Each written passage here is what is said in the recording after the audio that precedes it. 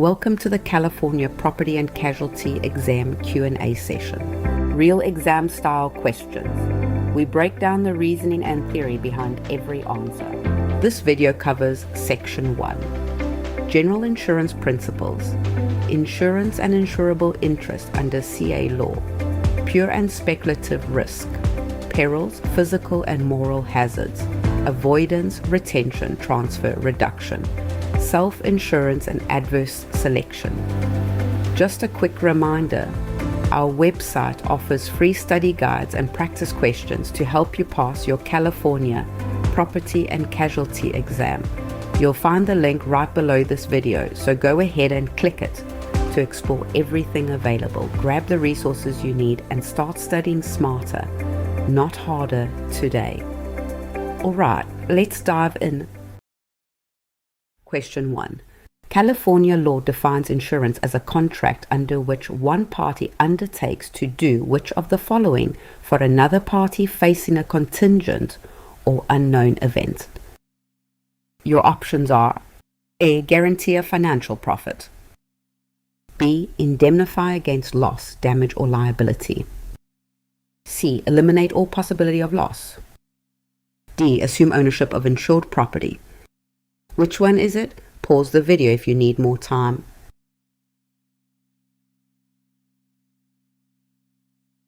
The correct answer is B. Indemnify against loss, damage or liability. B is correct because California Insurance Code Section 22 defines insurance as a contract to indemnify another against loss, damage or liability arising from a contingent or unknown event. To indemnify means to restore, not to enrich. A is wrong because insurance promises to make the insured whole after a covered loss, not to deliver a profit. A contract guaranteeing financial gain would resemble a wager, which insurance law specifically forbids. C is wrong because no insurer can remove the chance that a loss will happen. It can only transfer the financial consequences once a loss occurs, managing the cost of risk rather than the risk event itself. D is wrong because the insurer never takes title to the insured's property. Its obligation is to pay for covered damage to that property, leaving ownership entirely in the hands of the insured. Insurance, at its legal core, is a promise to restore rather than a promise to reward. California Insurance Code Section 22 defines it as a promise to indemnify, meaning to make whole. Forget the jackpot picture beginners imagine. Insurance is a repair fund. The money exists to rebuild what was lost, returning the insured to the exact spot they occupied before the loss, no richer and no poorer. The mechanism follows the definition directly. There must be a real, measurable loss to something the insured has a financial stake in. The triggering event must be contingent or unknown, and recovery is capped at the actual value lost, not a wish for more. Picture a warehouse worth $400,000 burning down. The insurer pays to rebuild the structure and replace the ruined inventory up to that covered value, restoring operations, never adding a bonus or a bigger building than what stood before. California fixes this in statute because clarity protects the whole pool. The definition rules out wages disguised as policies, coverage bought without real exposure, and inflated claims, each of which would drain shared premiums and raise costs for everyone else. Question 2. Which of the following risks is insurable because it involves only the chance of loss with no possibility of gain? Your options are A. Investing in the stock market. B. Opening a new restaurant. C. Wagering on a sporting event. D. A house damaged by fire. Take a second. Which answer would you pick?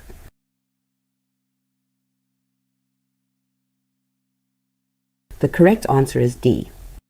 A house damaged by fire. D is correct because only pure risk is insurable, and pure risk presents loss or no loss with no chance of gain. A house fire fits that pattern, so insurers can pool and predict such losses across many similar homes.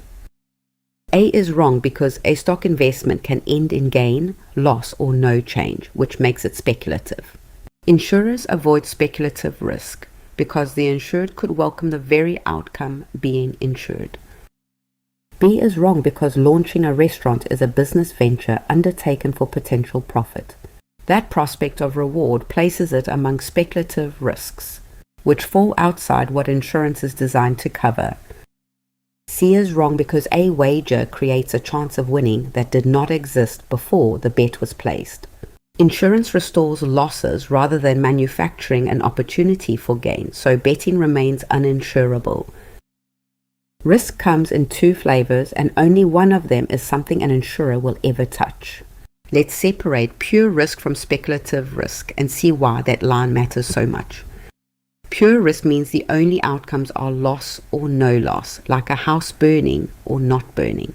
Speculative risk adds a third outcome the person actually wants, gain, like investing in a stock or opening a restaurant. Insurance only attaches to pure risk. The clearest test is simple. Did the person voluntarily reach for a chance at reward? A restaurant owner signs a lease hoping to profit. A homeowner never hopes their house burns down. That hope of gain is the fingerprint of speculative risk.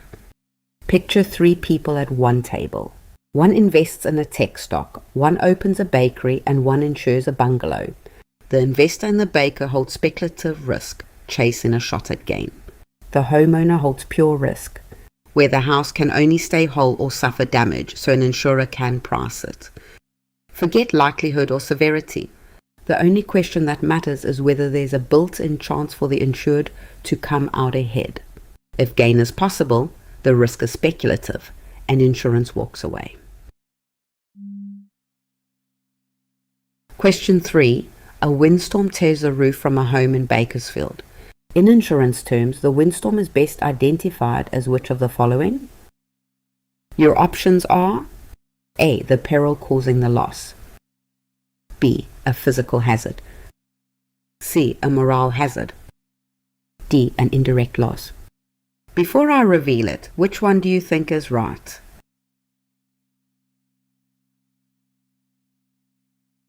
The correct answer is A. The peril causing the loss. A is correct because a peril is the cause of a loss and the windstorm is the direct cause of the roof damage. A hazard, by contrast, is a condition that makes a peril more likely to occur or more severe. B is wrong because a physical hazard is a tangible condition like a worn roof that raises the chance of loss. The windstorm is the striking event itself, not a standing condition of the property. C is wrong because the term moral hazard points to careless behavior encouraged by having insurance. A natural storm reflects no human attitude at all and therefore cannot be a moral hazard. D is wrong because indirect loss refers to the financial fallout after the damage, such as added living costs. The windstorm is the originating cause of the harm, not a downstream financial effect. A windstorm tears the roof off a house in Bakersfield.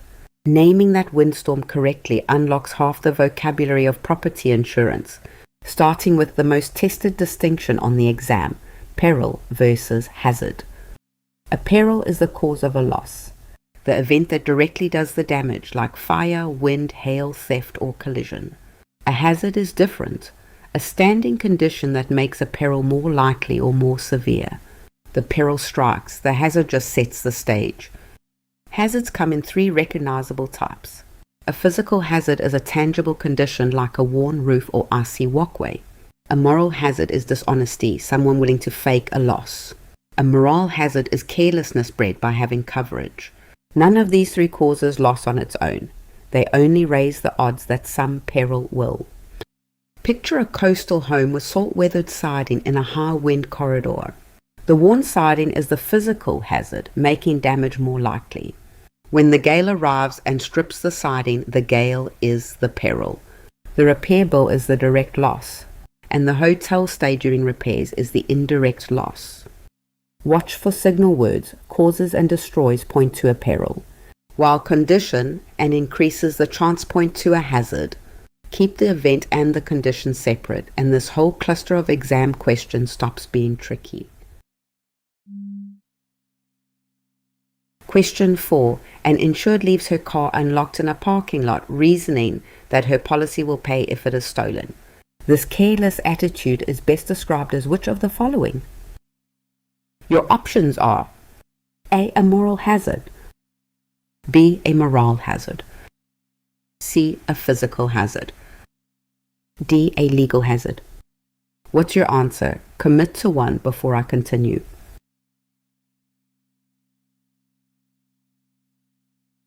The correct answer is B. A morale hazard. B is correct because a morale hazard is indifference to loss that grows from knowing insurance will cover it. The insured is not trying to cause a theft.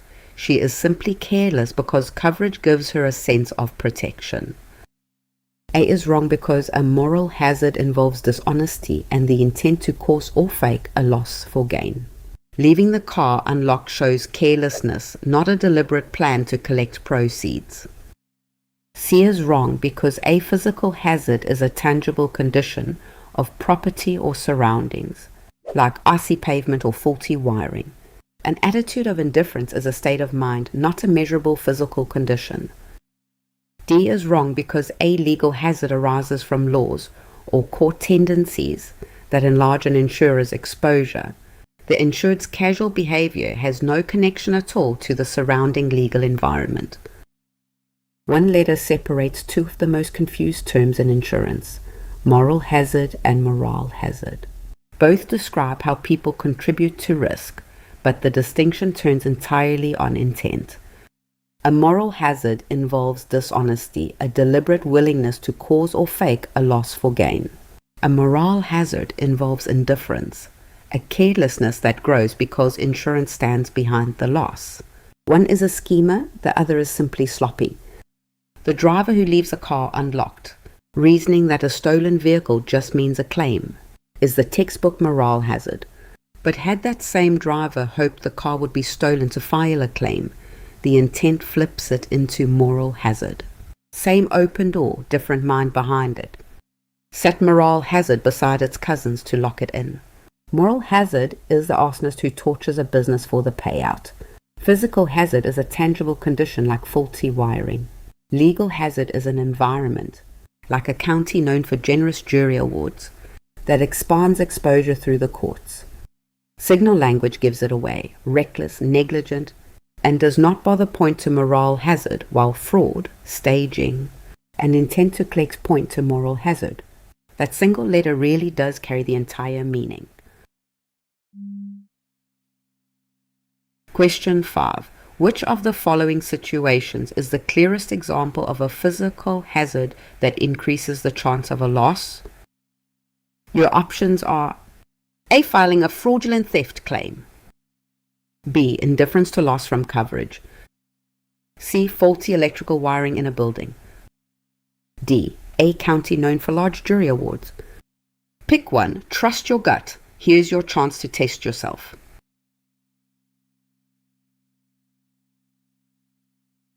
The correct answer is C. Faulty electrical wiring in a building. C is correct because a physical hazard is a tangible, observable condition that raises the likelihood or severity of a loss. Faulty wiring is exactly that kind of measurable condition, increasing the chance of a fire breaking out. A is wrong because filing a false claim is intentional dishonesty, which describes a moral hazard. A physical hazard is a condition of the property itself, not a deliberate act by the insured. B is wrong because indifference that stems from having coverage is a moral hazard, an attitude rather than a thing. Physical hazards can be seen and inspected, while an attitude cannot. D is wrong because a reputation for large awards is a legal hazard tied to the litigation climate. It is a feature of the legal system, not a physical defect in any property. Some hazards can be photographed, Eaton, and that one fact is the heart of what makes a hazard physical. A physical hazard is a tangible, observable condition of property that raises the chance or severity of a loss. The mechanism is simple. The condition sits in place and quietly loads the dice. The wiring is the standing physical hazard, fire is the peril it invites, and the burn structure is the loss it causes. Picture an underwriter reviewing an older apartment building. The report flags aluminum wiring known to overheat, a water heater with no seismic strapping, and a flat roof pooling water near the drains. Every one of those is a physical hazard the underwriter can see, price, and require to be fixed. Faulty wiring is not fire, and a false theft claim is not a physical hazard. It's intentional dishonesty, a moral hazard, because a claim is an act, not a condition. A litigious county is a legal hazard, a feature of the courthouse, not something anyone can inspect. Physical hazards are the insurer's most manageable category precisely because they are visible. They can be priced, inspected, and repaired. When a question describes a condition someone could point to and fix, tangibility is the tell. Question 6. Which principle allows an insurer to predict losses more accurately as the number of similar insured exposures grows larger? Your options are A. The law of large numbers, B. The principle of indemnity, C. The concept of adverse selection, D. The principle of insurable interest. Which would you go with? Lock it in before the reveal.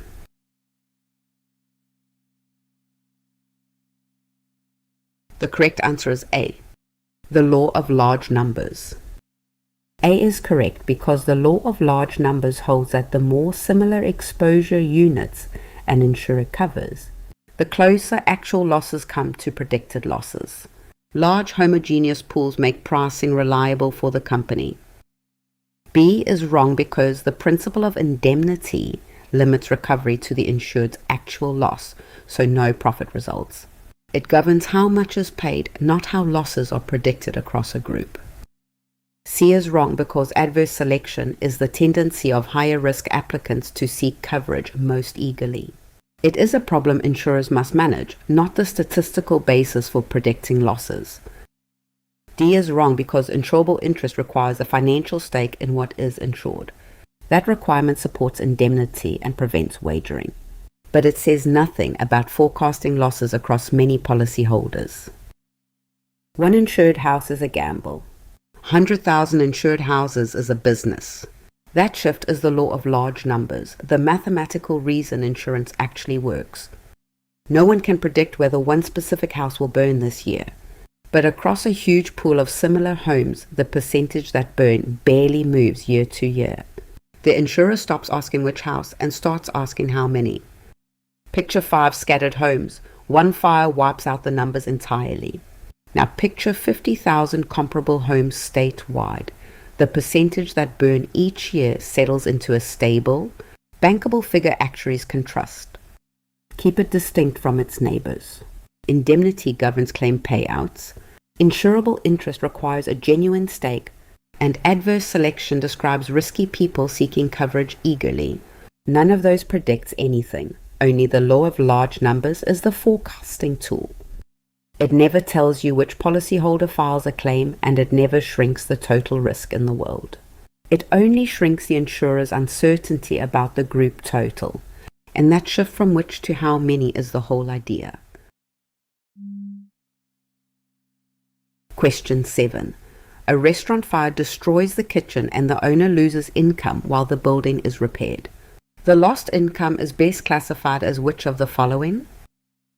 Your options are A direct loss, B a peril, C a physical hazard, D an indirect loss. Don't overthink it. Which one feels right?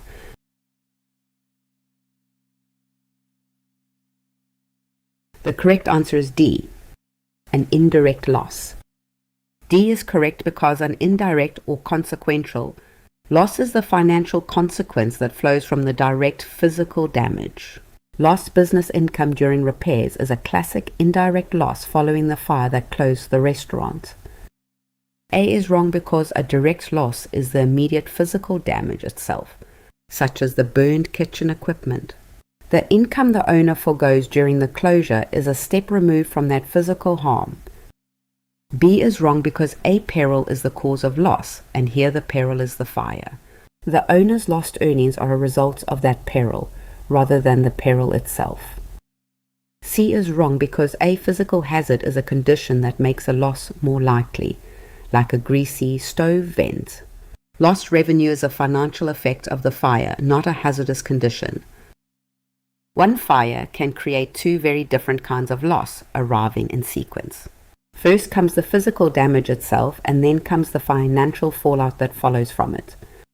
The mechanism is a chain. The peril, fire, causes the direct loss, the burned kitchen, which in turn causes the indirect loss, the income lost while the kitchen sits unusable. Each link depends entirely on the one before it. Picture a cafe in Fresno where a grease fire destroys the cooking line. The direct loss is the tangible. Damaged property the insurer can inspect and value. The indirect loss is the weeks of foregone earnings and the lease payment still owed while it's rebuilt. Students go wrong by calling lost income part of the direct loss or mistaking it for the peril itself. Lost revenue is neither cause nor physical damage, it's the downstream financial consequence, and a hazard like a grease event is just a risk condition, not a loss.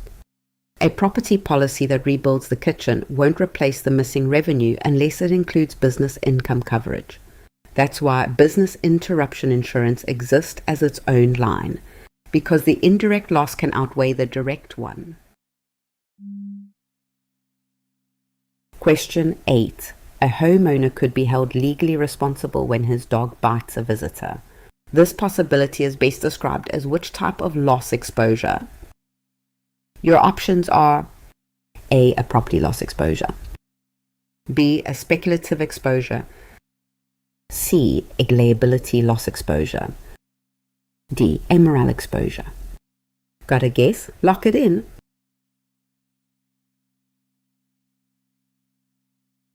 The correct answer is C. A liability loss exposure. C is correct because a liability loss exposure is the possibility of being held legally responsible for bodily injury or property damage to others. A dog bite injuring a visitor creates exactly that kind of third-party exposure. A is wrong because a property loss exposure involves damage to the insured's own property, such as the home or its contents. A claim by an injured visitor concerns harm to someone else entirely.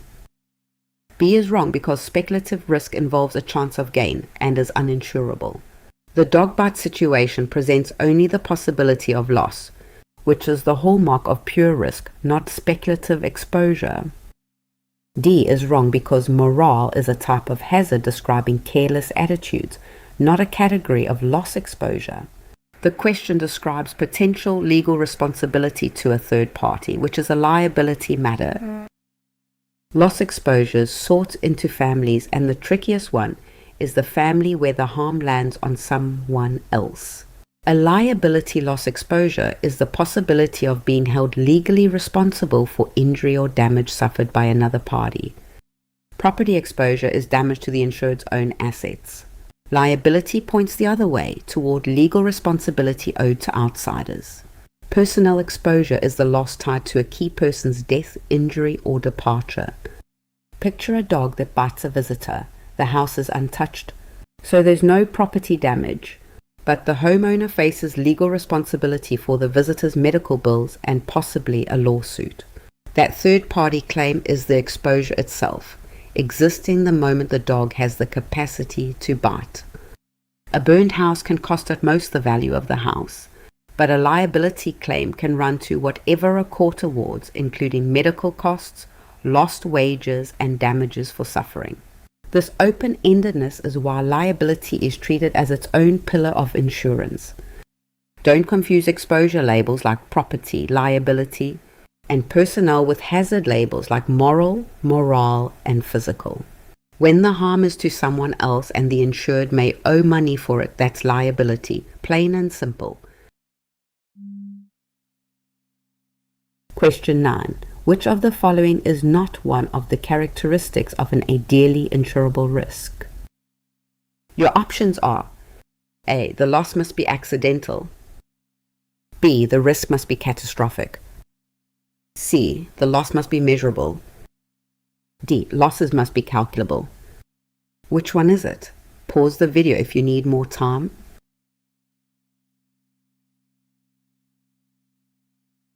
The correct answer is B. The risk must be catastrophic. B is correct because an ideally insurable risk must be non-catastrophic for the insurer, so a single event cannot wipe out the company. A risk that is catastrophic to the insurer is the opposite of what insurers seek to cover. A is wrong because an insurable loss must indeed be accidental, occurring by chance rather than by the insured's design. Intentional losses are excluded, so this is a genuine requirement and not the exception. C is wrong because measurability is required. The insurer must be able to confirm a loss happened and value it in dollars. Listing it as a non-characteristic would misstate one of the true requirements. D is wrong because calculability is essential, since insurers must estimate the probability and size of losses to set rates. It clearly belongs among the traits of an insurable risk. Not every risk that threatens loss can actually be insured. Underwriters use a checklist to separate an ideally insurable risk from one that would break the pool. The genuine requirements are that a loss must be accidental, definite, and measurable, and calculable across a large group of similar exposures, and crucially, it must be non-catastrophic to the insurer, since that last one is what exam writers love to flip into a trick. Picture an insurer comparing two risks, house fires scattered across a state, each rare and independent, versus a coastal flood zone where one storm surge swamps every insured property in the same afternoon. The fires are ideally insurable. The flood is catastrophic and gets excluded or handed to specialized programs. The dividing line is correlation, not severity. A single house fire can be devastating for that homeowner, yet still be non-catastrophic for the insurer, because it's one isolated loss among thousands of safe homes. On the exam, the imposter trait is almost always catastrophic, sometimes dressed up as a virtue. Real insurability means accidental, measurable, calculable, and spread across a large, independent pool the insurer can absorb without being destroyed. Question 10. An insurer collects premiums from many policyholders, so the premiums of the many can fund the losses of the few. This arrangement is best known as which of the following? Your options are A. Risk pooling or spread of risk. B. Adverse selection. C. Subrogation. D. Reinsurance. Take a second. Which answer would you pick?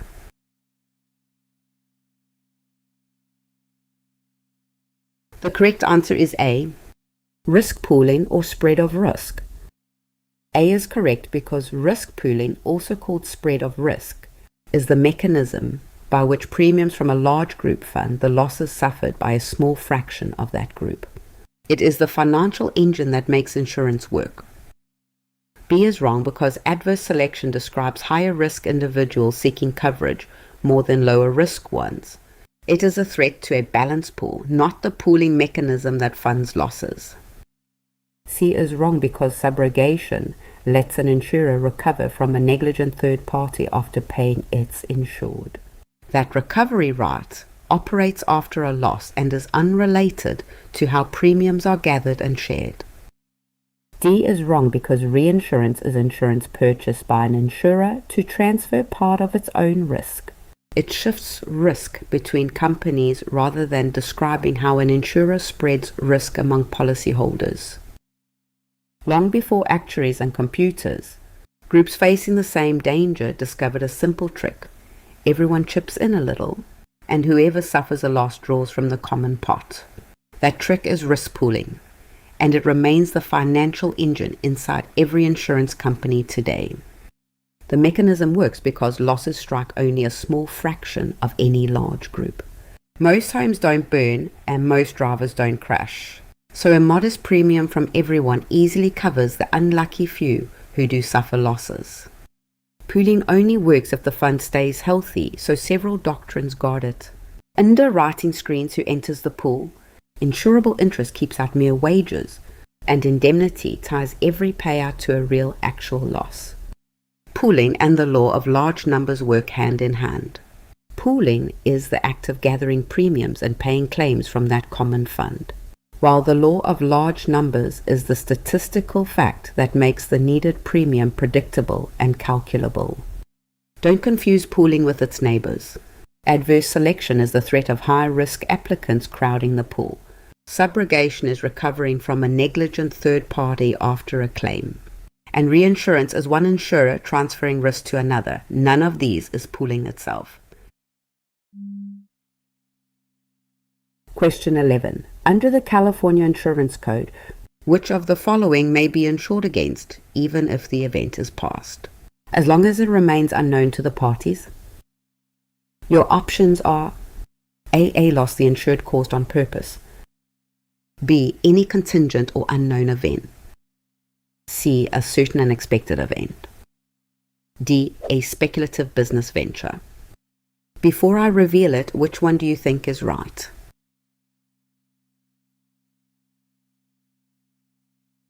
The correct answer is B, any contingent or unknown event. B is correct because California Insurance Code Section 250 allows any contingent or unknown event, whether past or future, to be insured if it may damnify someone with an insurable interest. A ship already at sea of unknown fate is the classic example. A is wrong because an intentional loss is not a contingent or unknown event, since the insured controls it. The accidental nature requirement keeps deliberate acts outside the scope of insurable events. C is wrong because an event certain to occur carries no uncertainty, and insurance requires a contingent or unknown outcome. There is nothing to insure when the result is already guaranteed to happen. D is wrong because a speculative venture carries a chance of profit and is therefore not a pure insurable risk. Section 250 addresses contingent events that threaten loss, not opportunities pursued for gain. Here's a rule that sounds backwards at first. An event that already happened can still be insured, as long as no one involved knows how it turned out. California Insurance Code Section 250 hinges on knowledge, not timing. The classic illustration is a ship that sailed weeks ago and hasn't been heard from since. Its fate is already sealed, but it remains unknown to the parties, and under Section 250, that uncertainty is enough to insure the cargo. Picture an importer in Long Beach awaiting a container vessel that fell silent during a storm season. No one at the dock knows the ship's condition. So a policy on that cargo fits Section 250 precisely because the loss, if any, is contingent and unknown to everyone concerned. Line this up against the wrong answers. An intentional loss isn't contingent because the insured controls it. A certain event carries no uncertainty, and a speculative venture chases gain rather than insuring against loss. Only a genuinely unknown outcome qualifies. The lasting idea is that insurability turns on unknown outcome, not future timing. If the parties genuinely don't know the result, the event is contingent, and Section 250 lets it be insured. Question 12. For property insurance under California law, when must the insured have an insurable interest in the covered property? Your options are A, only when the policy is purchased, B, only when a claim is filed, C, both at inception and at the loss, D, at every moment during the policy. What's your answer? Commit to one before I continue.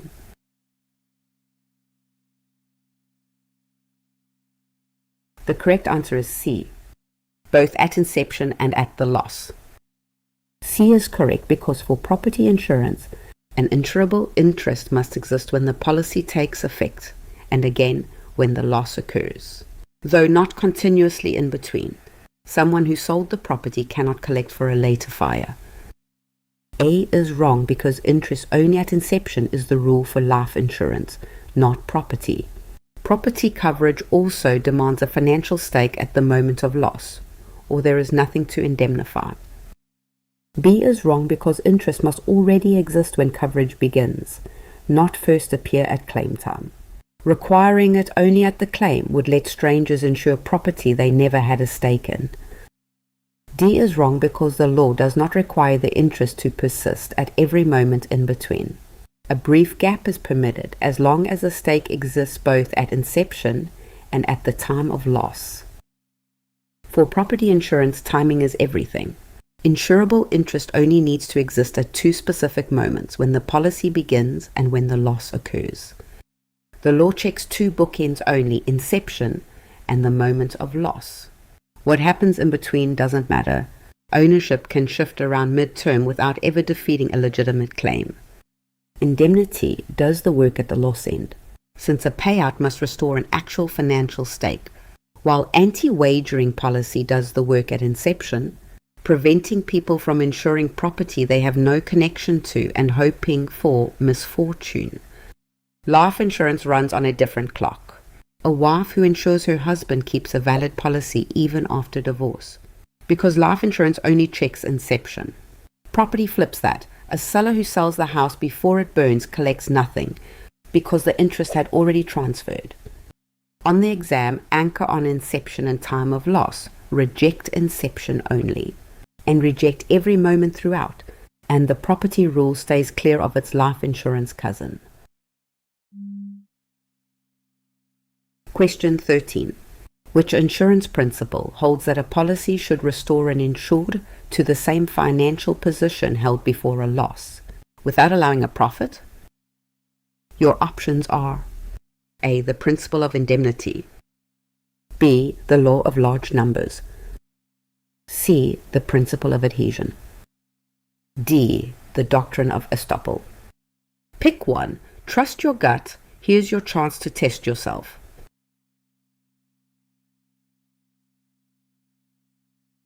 The correct answer is A. The principle of indemnity. A is correct because the principle of indemnity restores the insured to the pre-loss financial position, no better and no worse. It underlies actual cash value, subrogation, and other insurance rules that all prevent the insured from profiting. B is wrong because the law of large numbers is a statistical tool for predicting losses across large groups. It explains how insurers price coverage, not the rule against profiting from a claim. C is wrong because adhesion describes a contract drafted by one party and offered on a take-it-or-leave-it basis. It affects how ambiguities are read, not whether the insured may gain from a loss. D is wrong because estoppel prevents a party from reversing a position others reasonably relied on. It is a fairness doctrine in disputes, unrelated to limiting recovery to the actual amount lost. The principle of indemnity is the parent of a whole family of insurance rules. Its core idea: a policy restores the insured to the same financial position held just before a loss, allowing no profit from misfortune. If insurance let people end up richer after a loss, it would invite fraud, reward carelessness, and slide into gambling. Indemnity draws a hard ceiling at the actual loss, keeping the poor honest and premiums affordable for everyone. Actual cash value subtracts depreciation, so no one turns an old roof into a new one for free. Subrogation lets the insurer recover from a negligent third party, so the insured doesn't collect twice. Rules against stacking multiple policies stop double profit. Each is indemnity enforced in a specific situation. Picture a homeowner in Pasadena whose depreciated $60,000 garage burns down. Indemnity pays that $60,000, not the $80,000 a brand new garage would cost.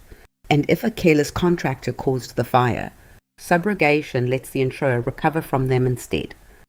Students often confuse indemnity with other contract concepts, and exams exploit that. The law of large numbers predicts losses statistically. Adhesion governs who drafts the contract. Estoppel prevents contradicting earlier conduct.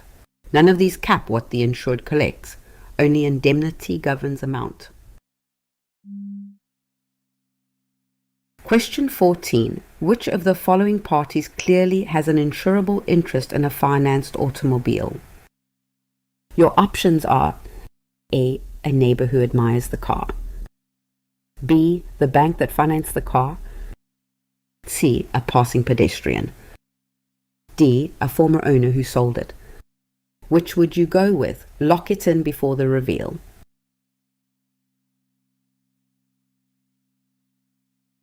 The correct answer is B.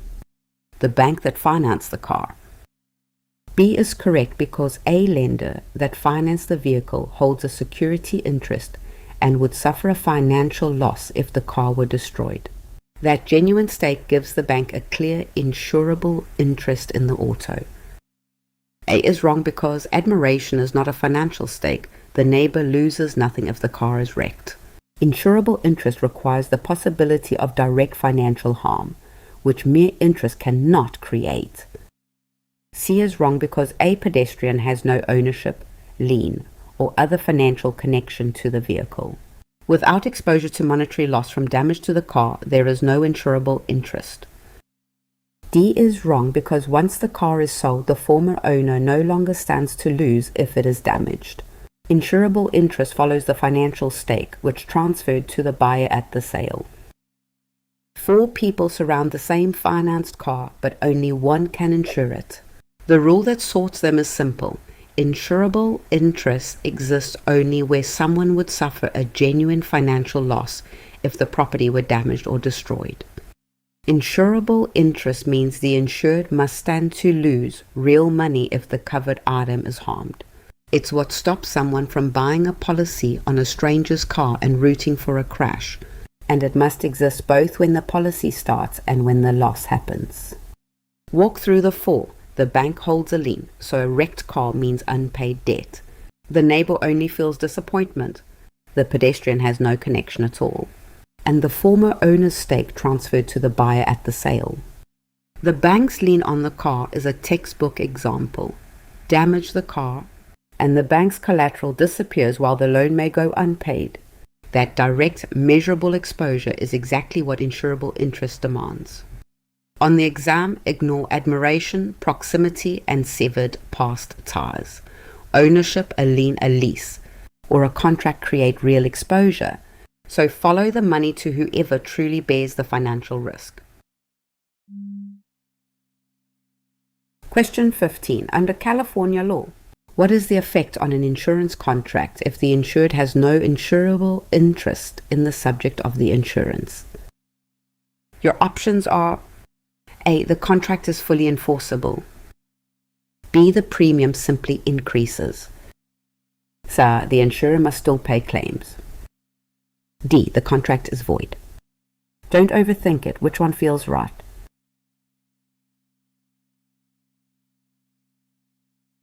The correct answer is D. The contract is void.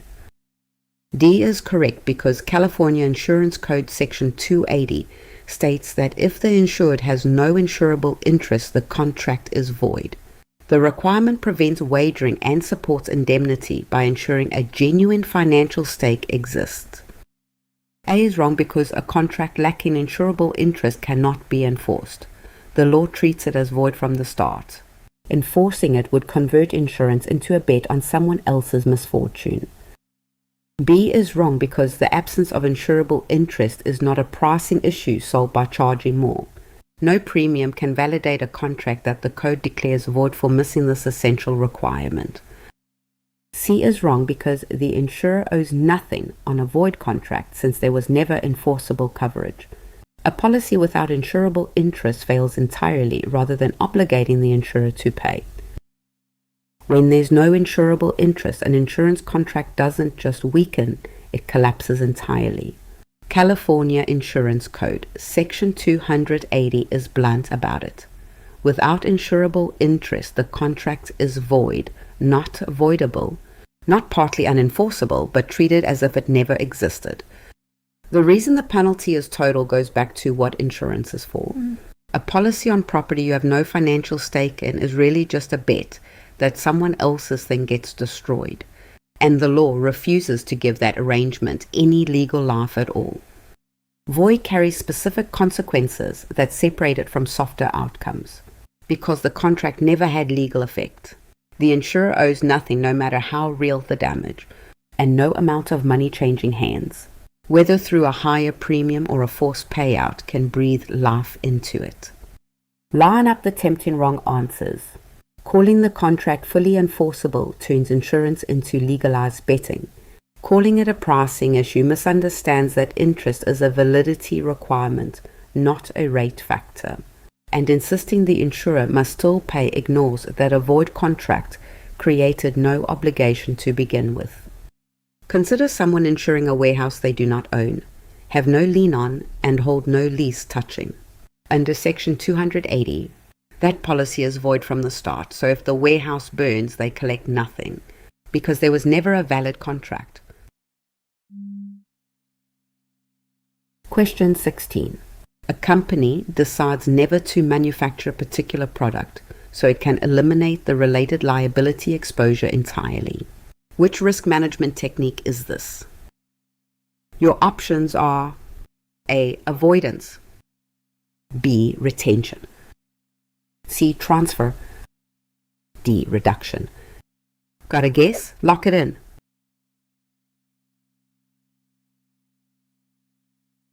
The correct answer is A. Avoidance.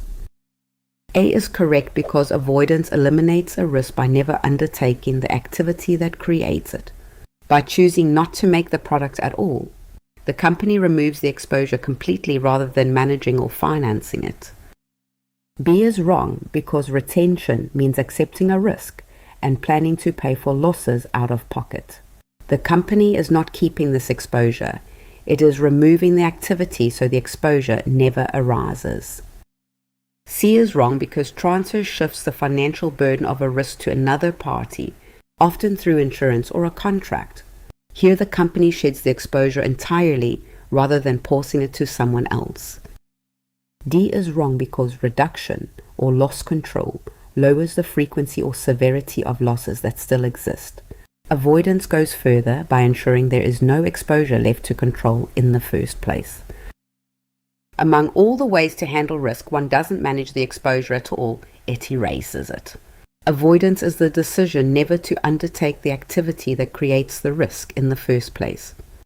Picture the full menu a risk manager chooses from. Avoidance eliminates the activity entirely. Reduction or loss control keeps the activity but lowers losses, like sprinklers do for fire.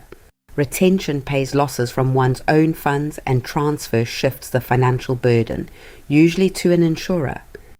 By choosing never to make the product, the company guarantees no claim can ever arise from it. There is nothing left to control, insure, or fund, because the exposure never comes into being. But the company also forfeits every dollar of profit that product might have earned. Consider a California manufacturer weighing a toy line with small magnets known to cause serious injury if swallowed. After studying the liability, the firm decides never to produce it. No units are made, no injuries can occur, and no claims can arise, but the revenue is gone too. On the exam, avoidance announces itself with language like never undertaking, choosing not to, or discontinuing the activity. If the party keeps doing the activity but handles the risk another way, the answer is reduction, retention, or transfer instead. Question 17. A large business sets aside its own reserve fund to pay for minor property losses instead of buying coverage for them. This approach is best described as which of the following? Your options are A. Risk transfer, B. Risk avoidance, C. Risk retention, D. Reinsurance. Which one is it? Pause the video if you need more time.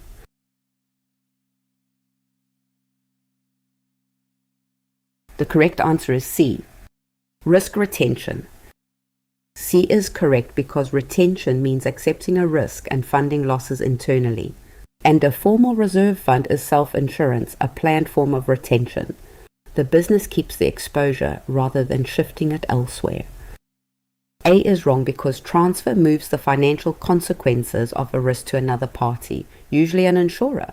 Funding losses from one's own reserve is the opposite, since the business itself absorbs the cost.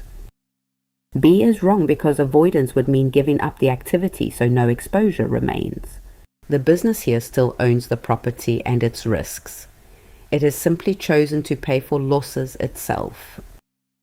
D is wrong because reinsurance is protection one insurance company borrows from another. A business setting aside its own funds is not an insurer ceding risk, so the term does not fit the situation. When a business sets aside its own money to pay for small losses instead of buying insurance for them, that's called retention.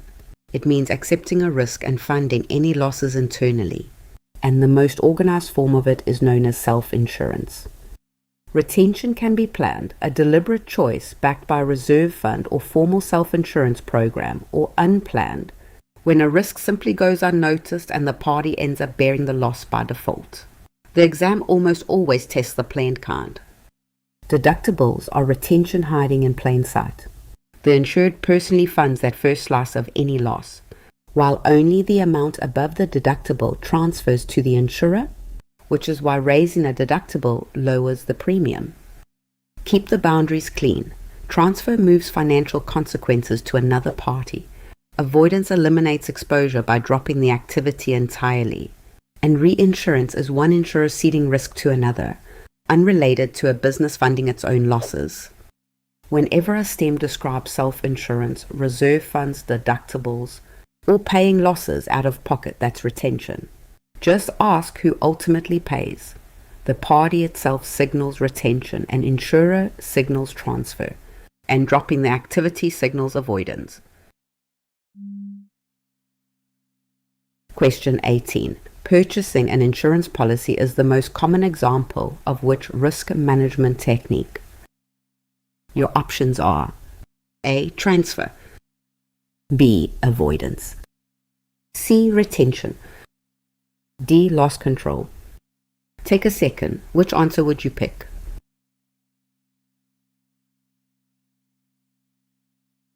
The correct answer is A. Transfer. A is correct because buying insurance transfers the financial consequences of a risk from the insured to the insurer in exchange for a premium. Transfer is the technique at the heart of every insurance transaction. B is wrong because avoidance eliminates the exposure by abandoning the risky activity. Someone who buys insurance still keeps the activity and the risk, choosing to shift the cost rather than walk away. C is wrong because retention means keeping a risk and paying for losses personally. Purchasing a policy does the reverse by handing the financial burden to an insurer instead of bearing it alone. D is wrong because loss control reduces how often or how badly losses occur, such as installing sprinklers. It works alongside insurance but is not the act of shifting risk that buying a policy represents. Buying an insurance policy is at its core a single move in risk management: transfer. Naming that move correctly is the key to settling a surprising number of exam questions. Transfer doesn't make the risk disappear from the world. The insured trades a small, certain cost, the premium, for the insurer's promise to shoulder a large, uncertain one. That reallocation of who pays is the essence of transfer. Set transfer against the alternatives. Avoidance means giving up the risky activity. Retention means keeping the risk and paying for losses yourself. And reduction means installing safeguards to lessen losses. Buying insurance is none of these. It's transfer.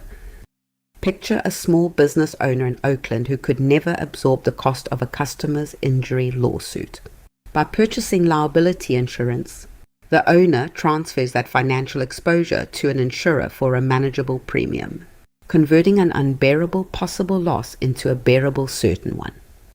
On the exam, a party paying a premium so someone else bears a potential loss is always transfer. It's the technique sitting at the heart of insurance itself, the very reason the industry exists. Question 19. Which term describes the tendency of people with a higher than average chance of loss to seek insurance more eagerly than lower risk people? Your options are A. Risk retention, B. The law of large numbers, C. Subrogation, D. Adverse selection. Before I reveal it, which one do you think is right?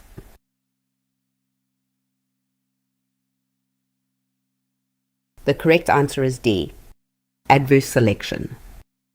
D is correct because adverse selection is the tendency for above-average risks to pursue coverage at higher rates, which can overload a pool with poor risks. Underwriting exists largely to counter this tendency and keep the pool balanced. A is wrong because retention is a decision to keep a risk and pay for losses oneself. It is a risk management choice, not the market pattern of high-risk applicants flocking to coverage.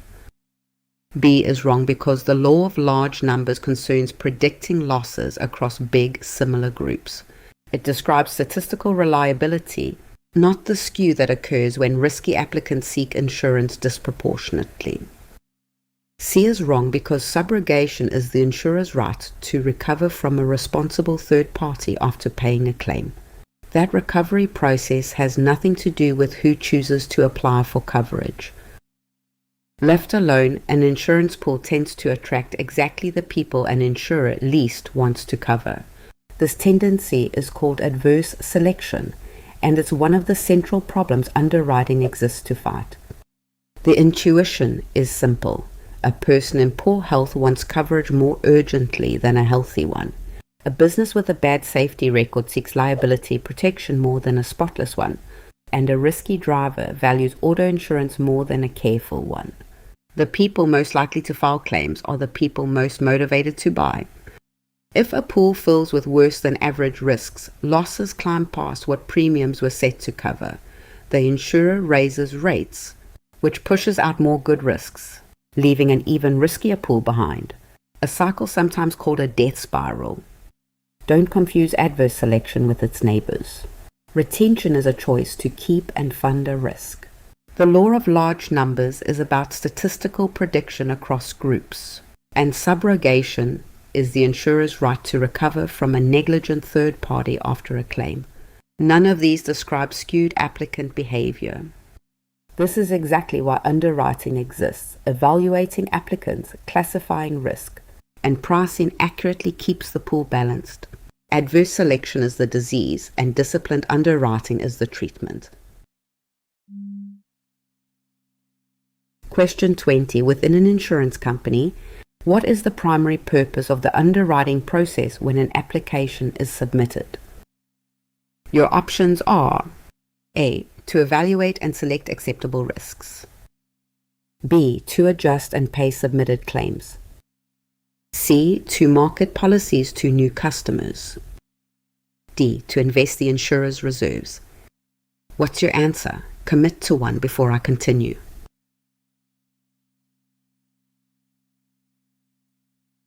The correct answer is A. To evaluate and select acceptable risks. A is correct because underwriting is the process of evaluating the risk an applicant presents and deciding whether to accept it and on what terms. Sound selection keeps the risk pool balanced and protects the insurer's solvency. B is wrong because adjusting and paying claims is the claims function, which operates after a loss occurs. Underwriting happens earlier, at the point of deciding whether to issue coverage at all. C is wrong because attracting customers is the role of marketing and producers. Underwriting may screen the business those efforts bring in, but its job is risk selection rather than sales. D is wrong because managing the company's investments is a financial function separate from risk selection. Underwriters assess applicants. They do not direct where the insurer's reserves are placed. Every application that reaches an insurer must pass through the gatekeeper before it becomes a policy, and that gatekeeper is underwriting. Its purpose is to evaluate risk and decide whether to accept it, reject it, or accept it on modified terms. The underwriter examines the application and supporting reports to see whether the exposure fits the insurer's appetite and pricing.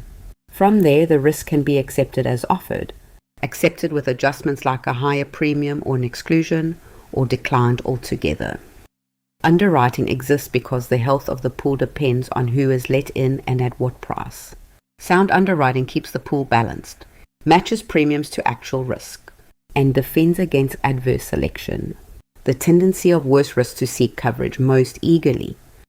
Consider an underwriter reviewing a restaurant's commercial property application. weighing the building's age, wiring, fire suppression system, neighborhood and loss history. Based on that picture, the underwriter might issue the policy, require upgrades or a higher premium, or decline the risk entirely. Underwriting is not claims, not marketing, and not investing.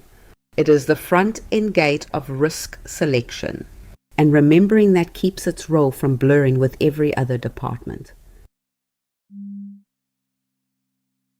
Question 21. An insurance company transfers part of the risk on its policies to another insurer in exchange for a premium. This arrangement is known as which of the following? Your options are A. Coinsurance, B. Subrogation, C. Reinsurance, D. Self-insurance. Pick one. Trust your gut. Here's your chance to test yourself.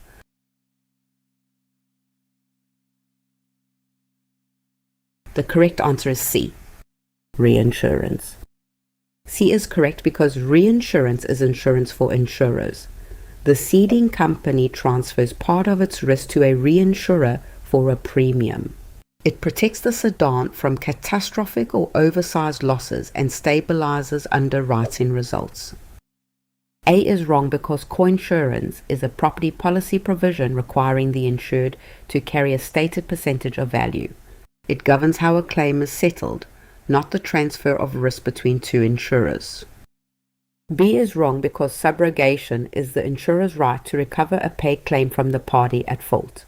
It involves a third party who caused a loss, not a risk-sharing deal with another insurer. D is wrong because self-insurance is a business retaining and funding its own risk. Reinsurance instead involves one insurer ceding risk to another, so the two arrangements are clearly not the same. Insurance companies sometimes need the very protection they sell. Reinsurance is insurance for insurers, a way for one company to share its risk with another, so no single catastrophe can wipe it out. Under a reinsurance deal, the ceding company hands off part of its risk to a reinsurer in exchange for a slice of the premium.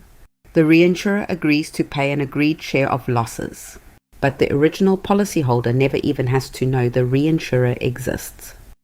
Picture two stacked layers of risk transfer. The policyholder's contract stays with the ceding insurer alone, while a second, separate contract between the ceding insurer and the reinsurer sits behind the scenes, absorbing the overflow when disaster strikes.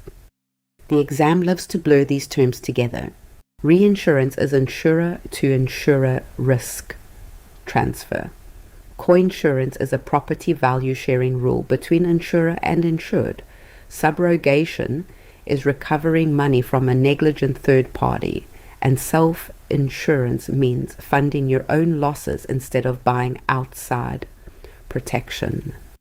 Whenever a question describes an insurer buying protection from another insurer to guard against catastrophic losses, that's reinsurance, the mechanism that keeps single disasters from toppling the companies behind millions of policies. Question 20. Under which form of reinsurance does the reinsurer evaluate and choose to accept or reject each individual risk offered by the ceding insurer?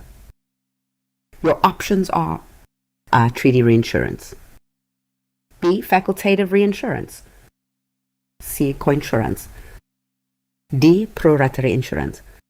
Which would you go with? Lock it in before the reveal.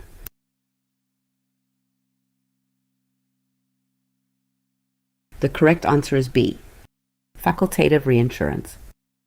B is correct because facultative reinsurance handles risks one at a time, with the reinsurer free to accept or decline each case. It is used for large, unusual or complex risks that fall outside standing treaty arrangements. A is wrong because a treaty is a standing agreement under which the reinsurer automatically accepts all qualifying risks in a class. There is no case-by-case review, which is the defining feature of facultative cover. C is wrong because coinsurance is a policyholder provision about insuring to value, not a reinsurance method. It does not involve a reinsurer reviewing individual risks ceded by another company. D is wrong because pro rata describes how premiums and losses are shared proportionally. not whether risks are reviewed individually. A pro rata treaty can still bind the reinsurer automatically rather than case by case. Reinsurance comes in two basic arrangements, and the exam wants you to tell them apart by how each treats an individual risk. The dividing question is simple. Does the reinsurer look at each risk one at a time, or does it agree in advance to take a whole category automatically? Facultative reinsurance handles risks individually. The reinsurer evaluates each offer and can accept or decline. Treaty reinsurance is the opposite. A standing agreement automatically covers every qualifying risk in a class, with no case-by-case review. Picture a California insurer that reinsures its commercial property book through a treaty, then receives an application for a single sprawling refinery worth far more than any ordinary risk. The refinery doesn't fit the treaty, so it's offered facultatively, one risk at a time, while everyday policies keep flowing automatically. Coinsurance is a policyholder provision about insuring property to a stated value. It isn't reinsurance at all. Pro rata describes how premiums and losses are shared proportionally, a question of division, not of case-by-case review. So don't swap it with facultative. The feature to carry into the exam is individual evaluation. If the STEM stresses reviewing and accepting or rejecting each risk one at a time, it's facultative. If it stresses automatic acceptance under a blanket agreement, it's treaty. Question 23. Under the California Insurance Code, the fire class of insurance covers loss by fire, lightning, and also which of the following perils? Your options are A. Liability for bodily injury, B. Employer dishonesty, C. Failure to repay a loan, D. Windstorm, tornado, and earthquake. Don't overthink it, which one feels right?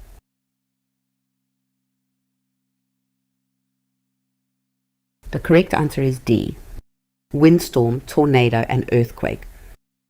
D is correct because California Insurance Code Section 102 defines the fire class to include loss by fire, lightning, windstorm, tornado, and earthquake. The statutory class reaches well beyond fire itself, a point the exam often tests. A is wrong because liability for bodily injury falls within the liability class under Section 108. The fire class addresses damage to property from specified perils, not legal responsibility owed to others. B is wrong because employee dishonesty is handled through fidelity and crime coverage, and the fire statute expressly excludes it. Fire class property coverage focuses on physical perils like fire and windstorm. C is wrong because loss from a borrower's failure to repay belongs to the credit class under Section 1 to 13. That is a financial default risk entirely separate from the physical perils in the fire class. The fire class of insurance covers far more than fire. Under California Insurance Code Section 102, it also includes lightning, windstorm, tornado, and earthquake. And the exam loves testing whether you know these perils live here. The code bundles fire, lightning, windstorm, tornado, and earthquake together because they're all physical perils that damage property directly. This grouping exists for licensing and regulatory purposes, not because of any deep historical logic you need to memorize. The exam tests these boundaries by offering perils that belong elsewhere. Liability for bodily injury sits in the liability class under Section 108. Employee dishonesty belongs to fidelity and crime coverage, and loan default falls under the credit class in Section 113. Picture a mountain home facing windstorm, earthquake, and wildfire risk. Physical damage from those perils falls under the fire class, but a lawsuit from an injured guest shifts to liability, and a dishonest employee shifts to fidelity and crime coverage. The fire class is organized around physical perils to property, not the literal word fire. Once you recognize that the code gives every peril its own specific home, these questions become recall instead of guesswork. Question 24. Under California Insurance Code Section 108, the liability class of insurance specifically does not include which of the following? Your options are A. Workers' compensation insurance, B. Coverage for bodily injury to others, C. Coverage for property damage to others, D. Professional liability coverage. Got a guess? Lock it in.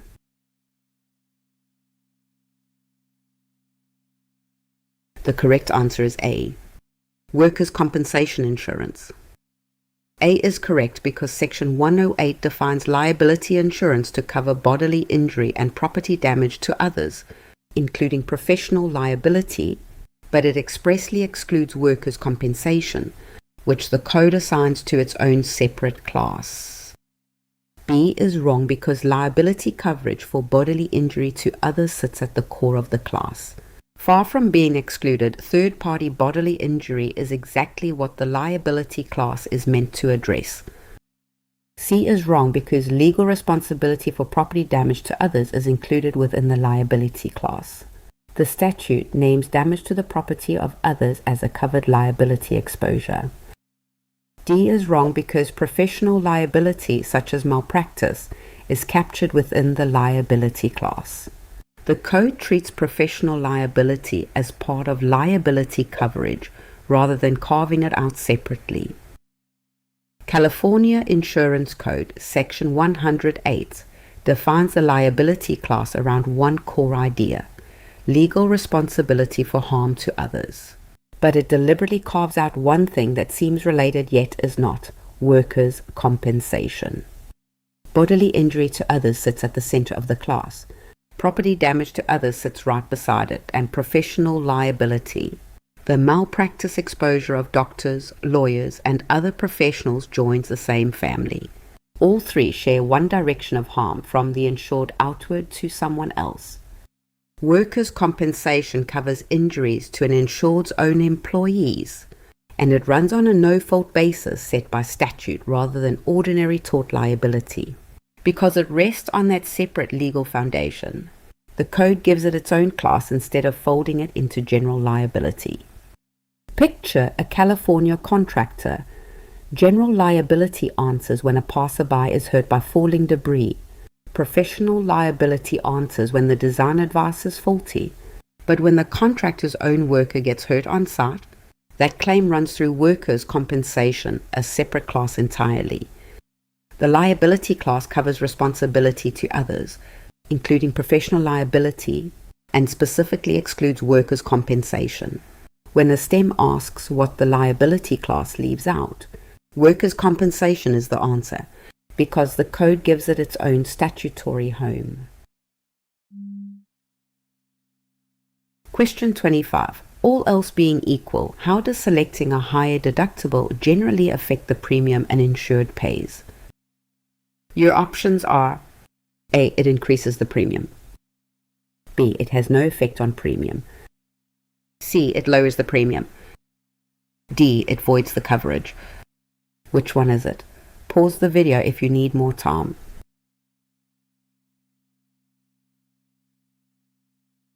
The correct answer is C. It lowers the premium. C is correct because when the insured retains a larger first portion of every loss through a higher deductible, the insurer expects to pay less, so the premium goes down. The deductible and premium move in opposite directions. A is wrong because raising the deductible shifts more of each loss to the insured, reducing the insurer's expected payout. A higher deductible therefore pulls the premium down rather than pushing it up. B is wrong because the deductible directly affects how much risk the insurer carries, which is reflected in price. Choosing a higher deductible does change the premium. It does not leave the cost untouched. D is wrong because a deductible is a normal cost-sharing feature, not a condition that cancels coverage. The policy stays fully in force. The insured simply absorbs the first part of a covered loss. The deductible and the premium sit on opposite ends of a seesaw. Raise one, and the other drops, and understanding why matters more than just memorizing the direction. The deductible is the first slice of every loss the insured agrees to absorb, and the premium is the price of transferring the rest to the insurer. A higher deductible means the insured retains more risk, so the insurer expects to pay less. Picture two neighbors in Riverside insuring nearly identical homes. One picks a low deductible and pays a higher premium, handing most of the loss to the insurer. The other picks a high deductible and pays a lower premium, agreeing to cover the first chunk themselves. The wrong answers each miss this logic. Saying a higher deductible raises the premium reverses cause and effect. Saying it has no effect ignores that the insurer's expected payout actually changed. And saying it voids coverage confuses ordinary cost sharing with a policy cancellation. A higher deductible means the insured retains more of each loss, so the insurer expects to pay less, and the premium falls to match. The seesaw only ever tilts one way. Question 26. Which of the following is not one of the four elements required for a valid insurance contract? Your options are A. Offer and acceptance, B. Consideration, C. Legal purpose, D. A notarized signature. Take a second. Which answer would you pick?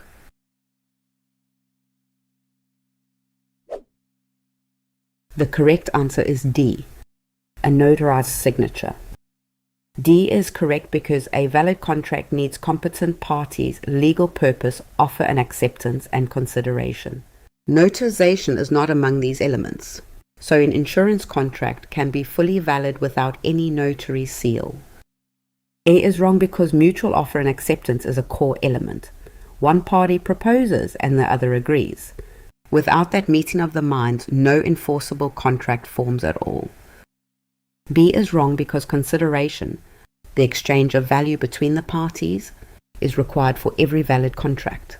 Removing it would leave only a gift or bare promise that courts will not enforce. C is wrong because a lawful object is essential, since an agreement for an illegal purpose is void. Legal purpose genuinely belongs on the list, which means it cannot be the missing element. An insurance policy is a contract before it's anything else, and every valid contract stands on four legs. Miss one and the whole agreement fails. The four true elements are competent parties, meaning legal capacity to agree, legal purpose, meaning the deal is lawful, offer and acceptance, a genuine meeting of the minds, and consideration, where value moves in both directions. Strip out offer and acceptance and no agreement ever formed. Strip out consideration and it's just a one-sided promise courts won't enforce. Notarization only authenticates a signature, and it's required for a few specific documents like deeds, but it has never been one of the four elements of a valid contract. Picture an applicant completing an application and paying the first premium, and the insurer issuing the policy. Competent parties, lawful purpose, offer and acceptance, and consideration are all there, and the contract is valid with not a notary in sight. When a question lists a notarized signature alongside the real four elements, remember it sounds official but does no structural work, making it the answer that is not required. Question 27. In an insurance contract, the insured's consideration consists of the premium payment together with which of the following? Your options are A. The statements made on the application, B. A promise to renew the policy, C. The insurer's certificate of authority, D. The agent's commission. Before I reveal it, which one do you think is right?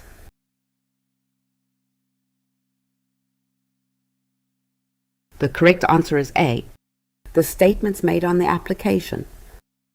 A is correct because the insured's consideration has two parts: payment of the first premium and the representations made on the application.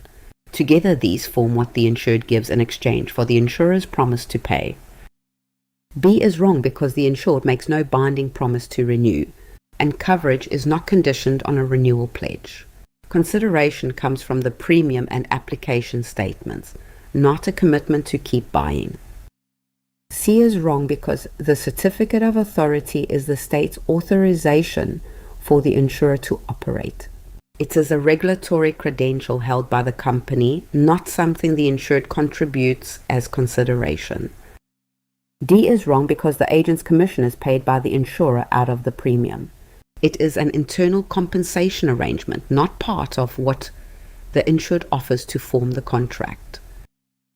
Consideration is the value each party brings to a contract, and on the insured side, it has two parts that are easy to overlook: the premium and the statements made on the application. The obvious half is money, the premium the insured pays. The less obvious half is information, the statements and representations made on the application, which the insurer relies on to evaluate and price the risk. Picture the exchange itself. The insured hands over the premium and truthful application statements, and in return the insurer promises to indemnify covered losses. Both halves from the insured side make up their consideration. The wrong answers each point somewhere else. A promise to renew isn't required. The certificate of authority belongs to the insurer, and the agent's commission is just internal payment. None of these are the insured's consideration. Remember the pair. Premium and application statements together form the insured's consideration, and that truthfulness is exactly why representation, concealment, and rescission doctrines matter so much later. Question 28. Generally, what is the legal status of an insurance contract entered into by a minor? Your options are A. Automatically void from the start. B. Fully binding on the minor. C. Voidable at the minor's option. D. Illegal and subject to penalty. What's your answer? Commit to one before I continue.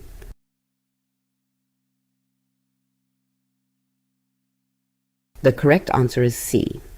Voidable at the minor's option. C is correct because a minor lacks full contractual capacity, so the contract is voidable at the minor's option rather than automatically void. The minor may disaffirm the agreement, but the insurer generally cannot. A is wrong because the contract is not automatically void. It remains effective unless the minor chooses to void it. Treating it as void from the start overstates the consequence of a minor's involvement. B is wrong because a minor is not fully bound and may disaffirm the agreement. Holding the minor strictly to the contract ignores the protection the law extends to those under legal age. D is wrong because contracting with a minor is not unlawful and carries no penalty. The issue is capacity, which makes the contract voidable, not a violation that exposes anyone to punishment. The law protects minors from their own contracts through one precise mechanism. A minor's contract is voidable at the minor's option, not automatically void and not fully binding. Voidable means the contract stays valid and effective unless the minor chooses to undo it. Calling it void ignores that it's binding until disaffirmed. Calling it fully binding ignores the minor's escape hatch. Calling it illegal confuses capacity with legality entirely. The protection runs only one way. The minor may disaffirm or honor the deal, but the insurer cannot use the minor's age to escape its own obligations. Picture a 17-year-old entering an insurance contract. It's real and lawful, not a crime and not empty air. But the minor alone holds the power to walk away, while the insurer must live with that vulnerability. Whenever the exam asks about a contract made by a minor, the reliable answer is voidable at the minor's option, a protective doctrine meant to give an escape hatch, not to erase the deal or punish anyone. Question 29. In the typical insurance transaction, which party makes the offer? Your options are A. The insurance company, B. The applicant, C. The state regulator, D. The reinsurer. Pick one. Trust your gut. Here's your chance to test yourself.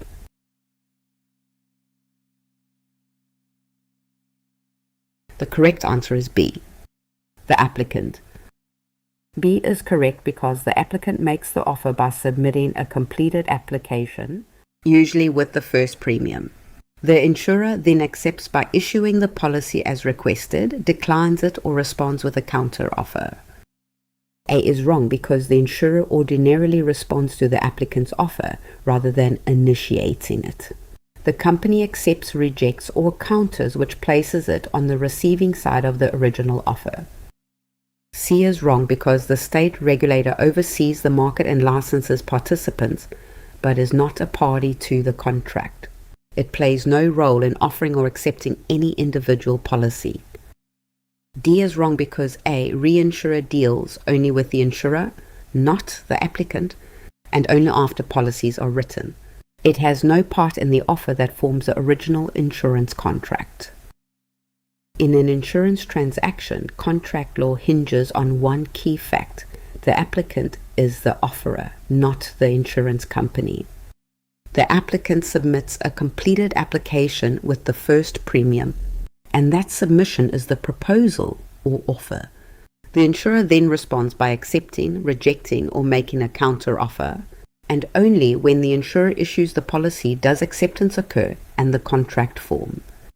The wrong answers or misassign roles. The insurer cannot be the offerer because it only responds to the applicant's proposal.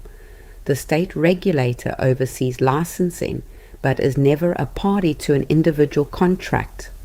And a reinsurer only deals with the insurer, and only after the original policy is already written. Picture a business owner in San Jose completing an application and submitting it with the first premium. That is the offer.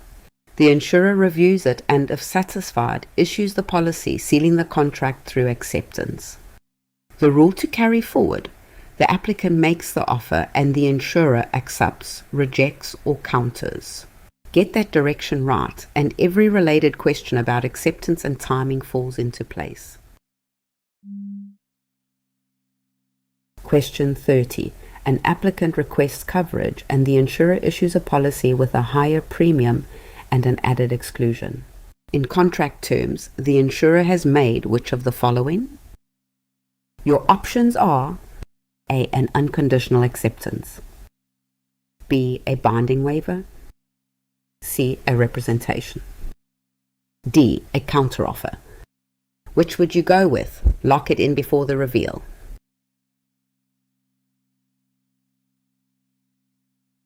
The correct answer is D. A counteroffer. D is correct because changing material terms such as premium or exclusions is a counteroffer, not acceptance. The original offer is rejected and the applicant must now accept the new terms before a contract can form. A is wrong because acceptance must mirror the offer without changes. By altering the premium and adding an exclusion, the insurer did not accept the application as submitted. It proposed new terms. B is wrong because a waiver is the voluntary surrender of a known right. The insurer is not giving up a right here. It is responding to the application with different conditions of coverage. C is wrong because a representation is a statement of fact made to induce a contract, typically by the applicant. The insurer's revised terms are a proposal, not a factual assertion about the risk. When an insurer changes the premium or adds an exclusion instead of accepting as is, that's not acceptance. It's a counteroffer, and spotting that difference is the key to this entire question. The governing idea is the mirror image rule. Acceptance must match the offer without material change.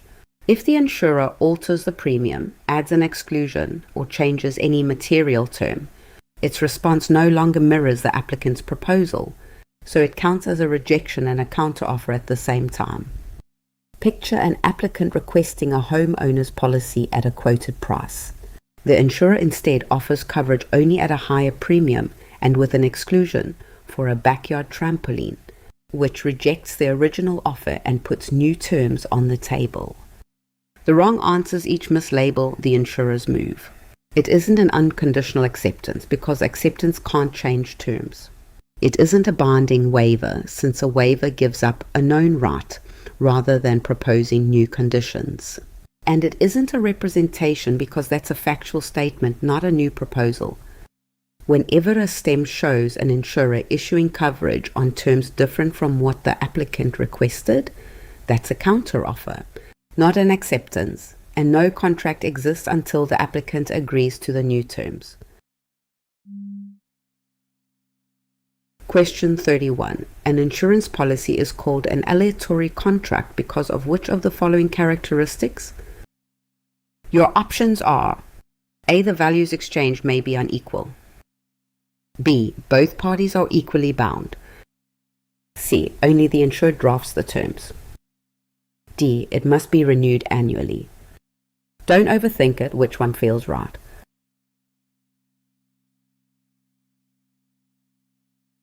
The correct answer is A. The values exchanged may be unequal. A is correct because an aleatory contract involves an unequal, chance-dependent exchange. An insured may pay modest premiums and collect a large claim, or pay for years and collect nothing, depending on whether a covered loss occurs. B is wrong because equal obligation is not what aleatory means, and insurance is actually unilateral. The defining trait is the uneven exchange tied to an uncertain event, not balanced duties between the parties. C is wrong because one-sided drafting describes a contract of adhesion, a separate characteristic. Aleatory refers specifically to the unequal exchange of value, not to who writes the policy language. D is wrong because annual renewal is a feature of some policies, but has nothing to do with the aleatory concept. Aleatory describes the chance-based imbalance in what each side may receive. Insurance contracts are built to be lopsided on purpose, and that lopsidedness has a name: aleatory. An aleatory contract is one where the values exchanged are unequal, and which side comes out ahead depends entirely on chance. Picture two homeowners with identical policies. One suffers a kitchen fire and collects far more than they ever paid in premiums, while the other pays faithfully for years and never files a claim. Same contract, opposite outcomes, and both are perfectly normal because the deal was aleatory from the start. It's easy to confuse aleatory with two other traits. Unilateral describes who is bound by enforceable promises. Adhesion describes who writes the contract terms. And aleatory alone describes the unequal, chance-driven exchange of value. Insurance can look like gambling because both involve unequal, chance-based exchanges. But insurance restores a real loss to someone with a genuine financial stake, while a wager creates a brand new risk purely for the chance of gain. That difference in purpose is what makes one lawful insurance and the other a gamble. On the exam, watch for language about unequal exchange, amounts depending on chance, or paying much while collecting little. That's aleatory, and it stays separate from adhesion and unilateral. Question 32. Because an insurance policy is a contract of adhesion drafted by the insurer, how does a California court generally resolve ambiguous policy language? Your options are: A. In favor of the insurer. B. By voiding the policy entirely. C. In favor of the insured. D. By splitting the difference evenly. Got a guess? Lock it in.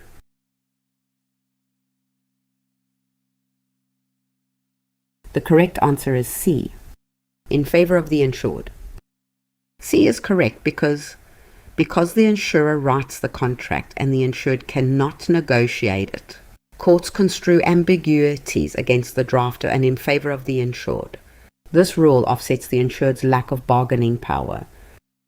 A is wrong because reading ambiguities for the insurer would reward the party that created the unclear language. Adhesion principles do the opposite, resolving doubt against the drafter who controlled the wording. B is wrong because ambiguity does not destroy the contract. The court interprets the unclear term rather than discarding the policy. Voiding coverage would punish the insured for the insurer's drafting choices. D is wrong because courts do not average competing readings of a disputed clause. They adopt the interpretation that favors the insured, not a compromise between the two sides' positions. Insurance policies are contracts of adhesion. The insurer writes every word, and the applicant can only sign as is or walk away, with no real power to negotiate the terms. The insured simply adheres to language someone else composed. Because that bargaining power is so lopsided, courts developed a special rule for reading unclear policy language. Because the insurer chose the words, courts construe genuine ambiguities against the drafter and in favor of the insured. This doctrine only kicks in when a clause is capable of more than one reasonable meaning, and the court interprets that clause rather than throwing out the whole policy. Picture a Long Beach policy holder whose water damage clause could reasonably go either way. The insurer favors the narrow reading, but because the insurer drafted the language, a California court leans toward the broader interpretation that grants coverage. The rule to hold on to: the insurer drafts, the insured adheres, so any genuine ambiguity is resolved in favor of the policyholder, not the drafter, and not split down the middle. Question 33. An insurance policy is described as a unilateral contract because of which of the following? Your options are: A. Both parties make enforceable promises. B. Only the insurer makes an enforceable promise. C. Insured must promise to pay premiums. D. Neither party is legally bound. Which one is it? Pause the video if you need more time.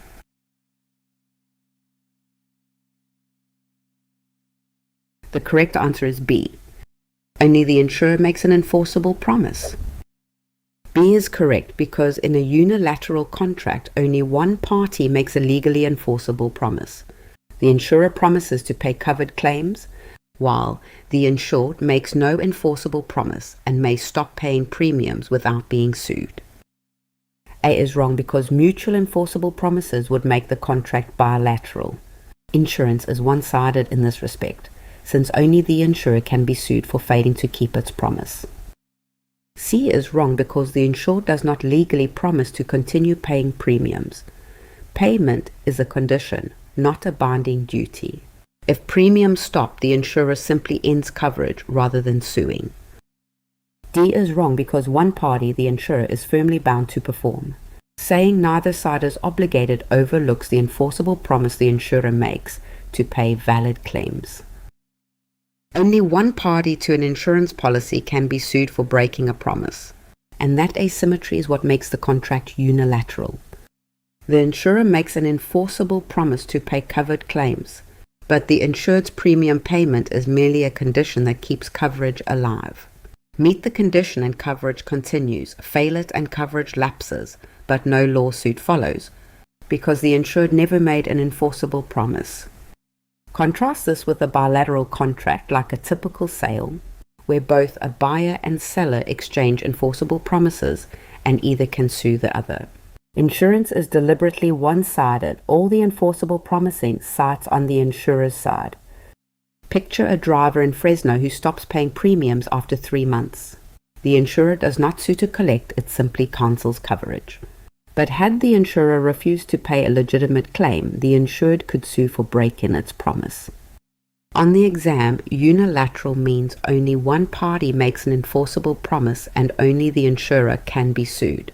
Keep it distinct from conditional, which concerns the insured's requirements, and aleatory, which concerns unequal value exchanged. Question 34. Which characteristic of insurance contracts requires both the insurer and the insured to deal honestly and disclose all material facts? Your options are aleatory, B. Unilateral, C. Conditional, D. Utmost good faith. Take a second. Which answer would you pick?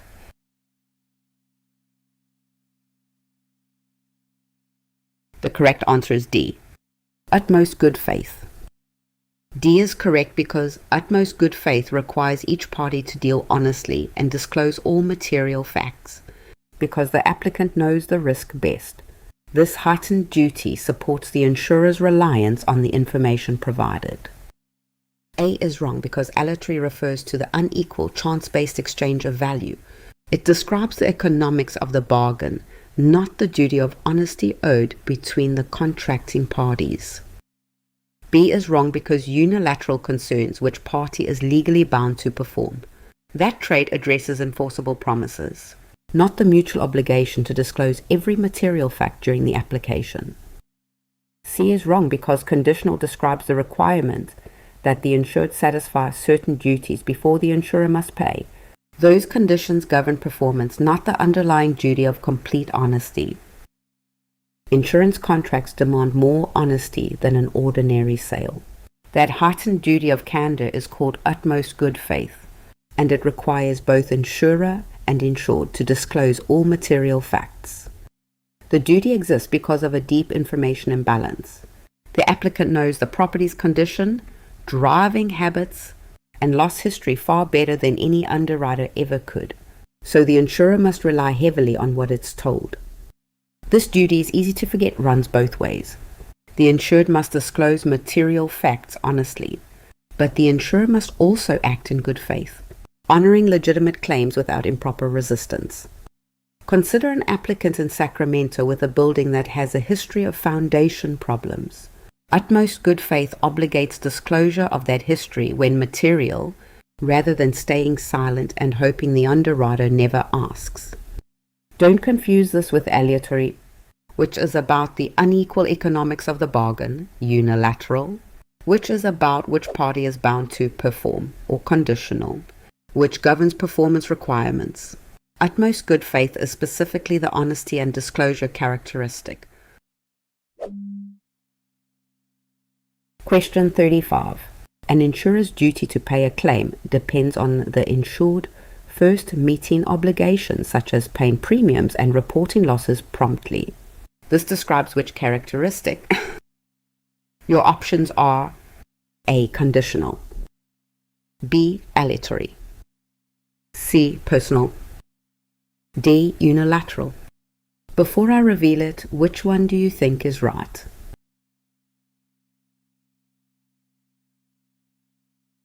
The correct answer is A. Conditional. A is correct because a conditional contract makes the insurer's performance depend on the insured satisfying specified conditions, such as paying premiums, giving notice, and cooperating. If the conditions go unmet, the insurer may deny the claim. B is wrong because aleatory describes the unequal exchange of value tied to chance. It speaks to how much each side might receive, not to the duties the insured must perform to trigger coverage. C is wrong because the personal characteristic means the policy is tied to a specific insured and generally cannot be transferred. That concerns assignment of the policy, not the conditions required before payment. D is wrong because unilateral identifies the insurer as the only party making an enforceable promise. It does not capture the idea that coverage hinges on the insured meeting certain requirements first. An insurer's promise to pay is never a blank check. It comes with strings attached, and those strings are exactly what make an insurance contract conditional. A conditional contract means one party's duty depends on the other satisfying certain requirements first. Here, the insured must pay premiums, give prompt notice, cooperate with the investigation, and prove the loss before the insurer's duty to pay ever kicks in. Think of these conditions as gatekeepers standing between a loss and a payout. Prompt notice preserves fresh evidence. Cooperation lets the insurer evaluate the claim, and proof of loss substantiates the amount owed. Don't confuse this with other contract traits. Aleatory is about unequal value tied to chance. Personal means the policy can't transfer without consent, and unilateral means only the insurer makes an enforceable promise. Conditional is specifically about the prerequisites the insured must meet. The coverage exists, but the insurer's duty to pay stays dormant until the insured honors every condition, miss the deadline, skip the proof of loss, or refuse to cooperate, and the insurer may lawfully deny the claim. Question 36. Under California law, when does an insured's concealment of a material fact give the insurer the right to rescind the policy? Your options are only when the concealment is intentional, B, only when a loss actually results, C, whether intentional or unintentional, D, only when the insured profits from it. What's your answer? Commit to one before I continue.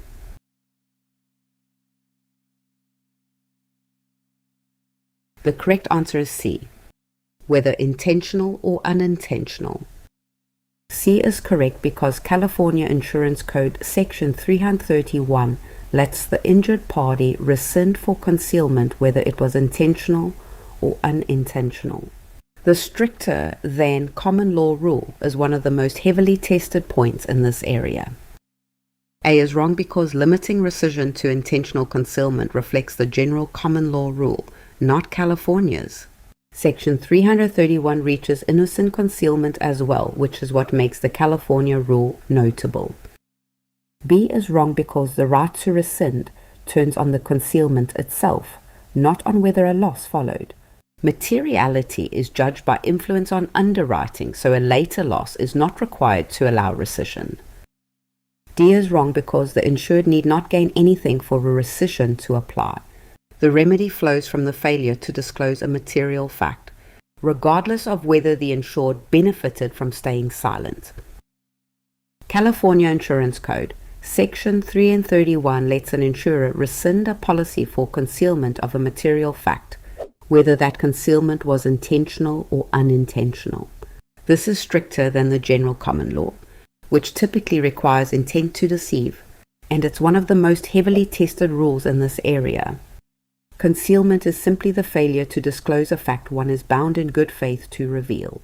Because the applicant knows the risk best, the law obligates disclosure of anything material, and staying silent about it is concealment, regardless of whether that silence was honest or deliberate. The insurer relies heavily on the application to make underwriting decisions.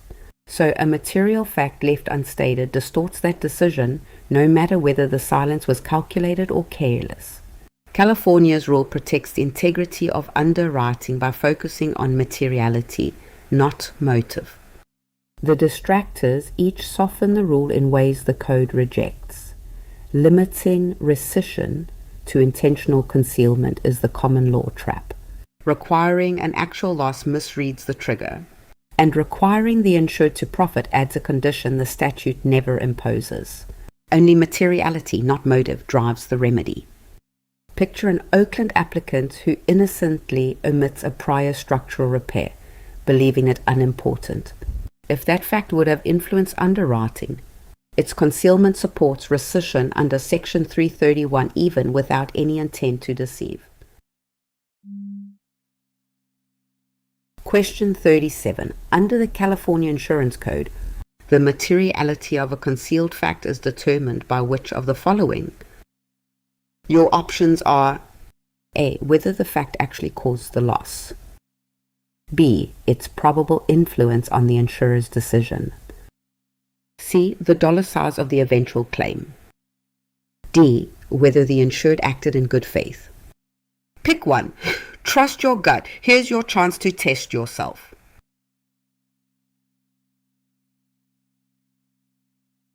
The correct answer is B. Its probable influence on the insurer's decision.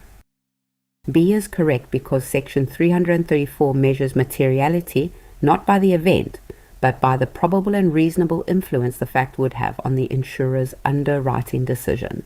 The test looks at the application stage, not the outcome. A is wrong because materiality is judged not by the event, so it does not depend on whether the fact contributed to the loss. A fact material at application stays material even if unrelated to the claim. C is wrong because the size of the eventual claim plays no role in the materiality test.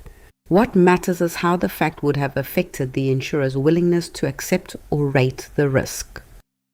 D is wrong because the insured's honesty addresses intent, not materiality. Even an innocent omission can be material if the fact would have influenced the underwriting decision when the policy was issued. What actually makes a concealed or misstated fact material? The answer isn't found in the loss that happens later, but in a single moment, the underwriting decision itself. Section 334 measures materiality by a fact's probable and reasonable influence on the insurer's decision to accept the risk or set the rate. That judgment is fixed at the moment of underwriting, not by whether the fact later caused the claim. 3 tempting distractors substitute the wrong test, tying materiality to whether the fact caused the loss. to the dollar size of the claim, or to the insured's good faith. Only underwriting influence judged at the application date is the correct standard. Picture an underwriter in San Diego who would have charged more had a building's prior fire history been disclosed. That history is material the day the application is reviewed, even if the loss that later occurs is an unrelated theft. On the exam, anchor on probable influence at the application stage, and resist any answer that ties materiality to causation, claim size, or good faith. Question 38. Under the California Insurance Code, a representation made by an applicant may take which of the following forms? Your options are A. Only a written statement, B. Only a notarized statement, C. Only a recorded statement, D. Either an oral or a written statement. Which would you go with? Lock it in before the reveal.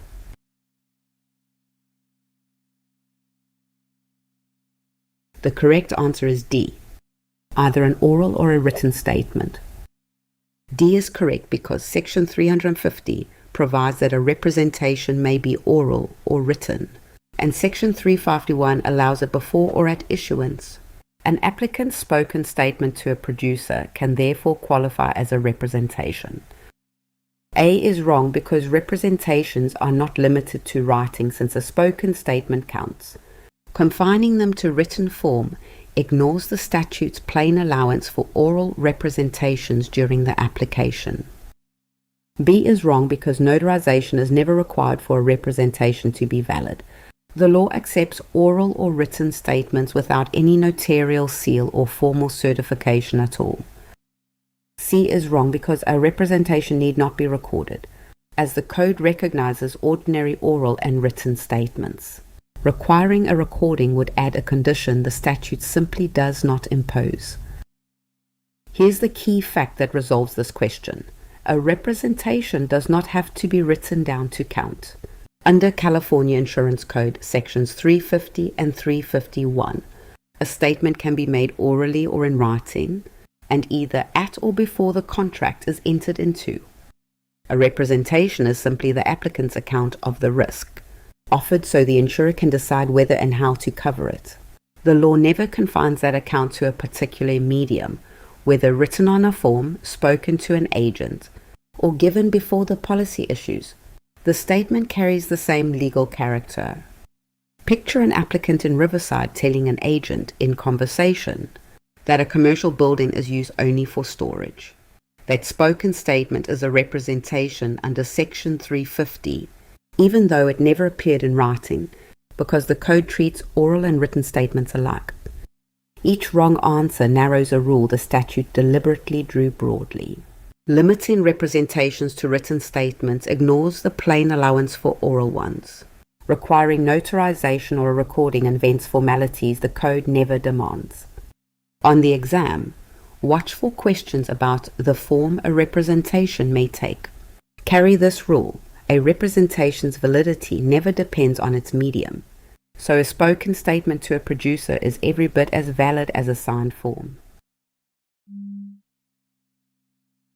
Question 39. Under California law, the answers an applicant provides on an insurance application are generally treated as which of the following?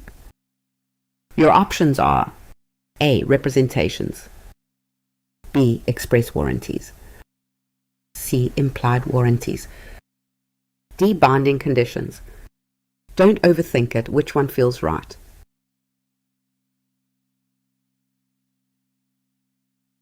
The correct answer is A. Representations. A is correct because application answers are representations.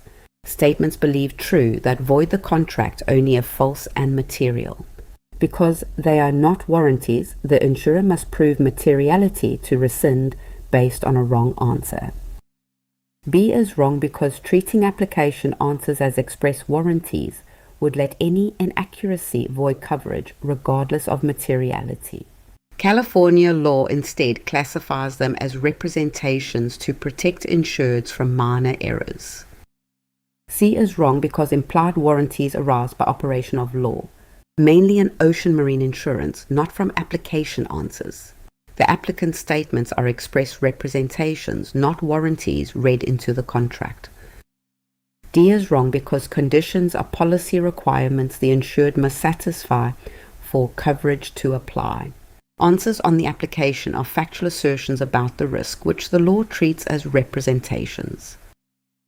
How the law classifies your answers on an insurance application decides how easily one wrong statement can void your coverage, and California makes a deliberate insured-friendly choice. A representation is a statement the applicant believes is true, and it only voids the contract if it's both false and material. A trivial inaccuracy that wouldn't have changed the underwriting decision doesn't give the insurer an escape. The distractors miscategorize the answers. Express warranties would strip away materiality protection. Implied warranties actually arise by law in ocean marine insurance. And binding conditions confuse factual statements with policy requirements. Only representations fit. Picture an applicant in San Jose who lists a suburban garaging address when the car actually sits one town over. If that difference wouldn't have changed the premium, it's immaterial. And as a representation, it doesn't void the policy, though the same error under a warranty could have cost them coverage. On the exam, application answers are representations, voiding coverage only when false and material. Resist the warranty traps. And remember, implied warranties belong to ocean marine insurance, not ordinary applications. Question 40. Which of the following best describes a warranty in an insurance policy? Your options are A. A statement merely believed to be true. B. An optional coverage the insured buys. Say, a statement guaranteed to be true. D. A refund of unearned premium. Got a guess? Lock it in.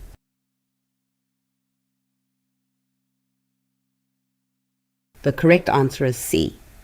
A statement guaranteed to be true. C is correct because a warranty is a statement incorporated into the policy that is guaranteed to be true or a promise that something will or will not be done.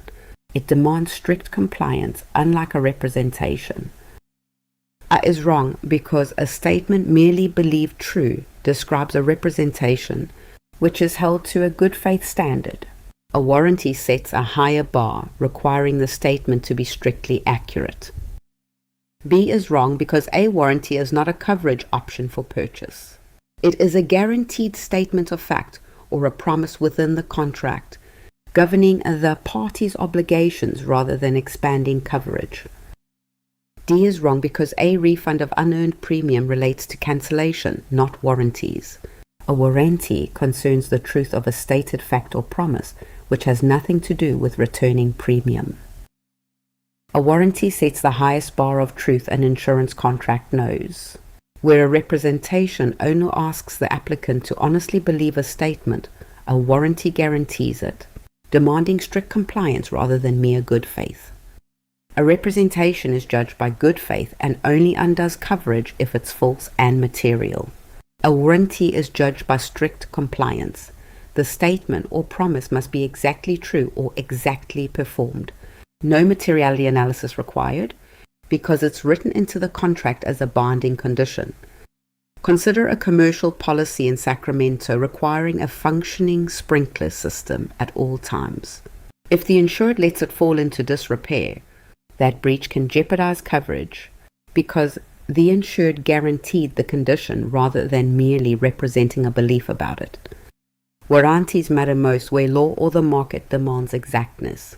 Ocean marine insurance relies heavily on warranties, including the implied warranty of seaworthiness, while ordinary property and casualty application answers are treated as representations, so insureds aren't held to strict compliance over every small statement. On the exam, look for language of a guaranteed statement, a promise of future action, or strict compliance. When a stem contrasts something merely believed true against something guaranteed, the guaranteed one is the warranty. Question 41. an insurer knowingly gives up its right to enforce a particular policy condition. This voluntary surrender of a known right is called which of the following? Your options are A. Estoppel, B. Subrogation, C. Rescission, D. Waiver. Which one is it? Pause the video if you need more time.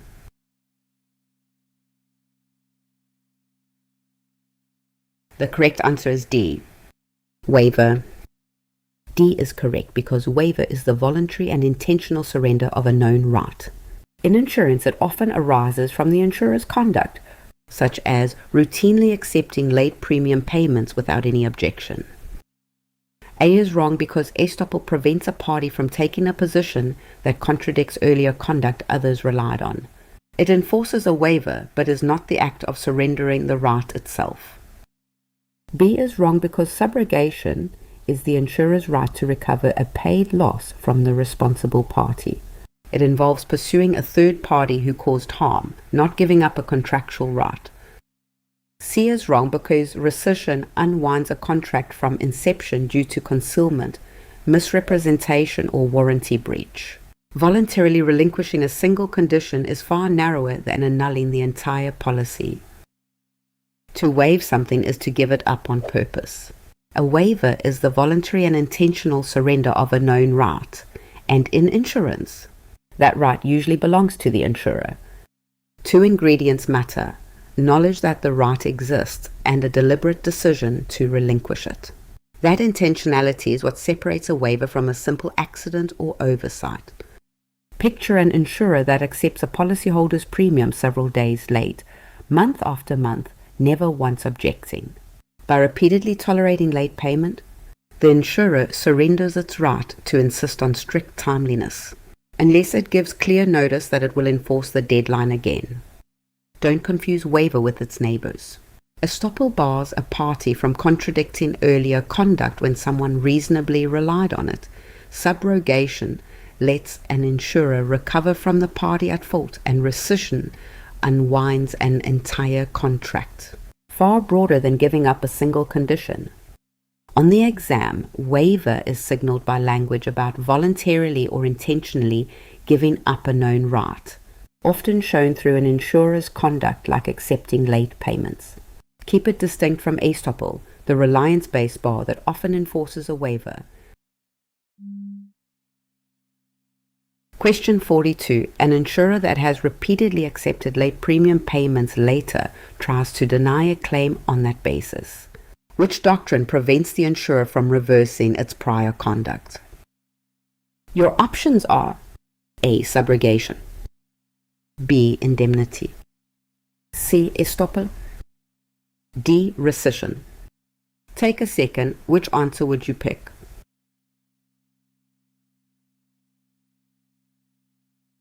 The correct answer is C. Estoppel.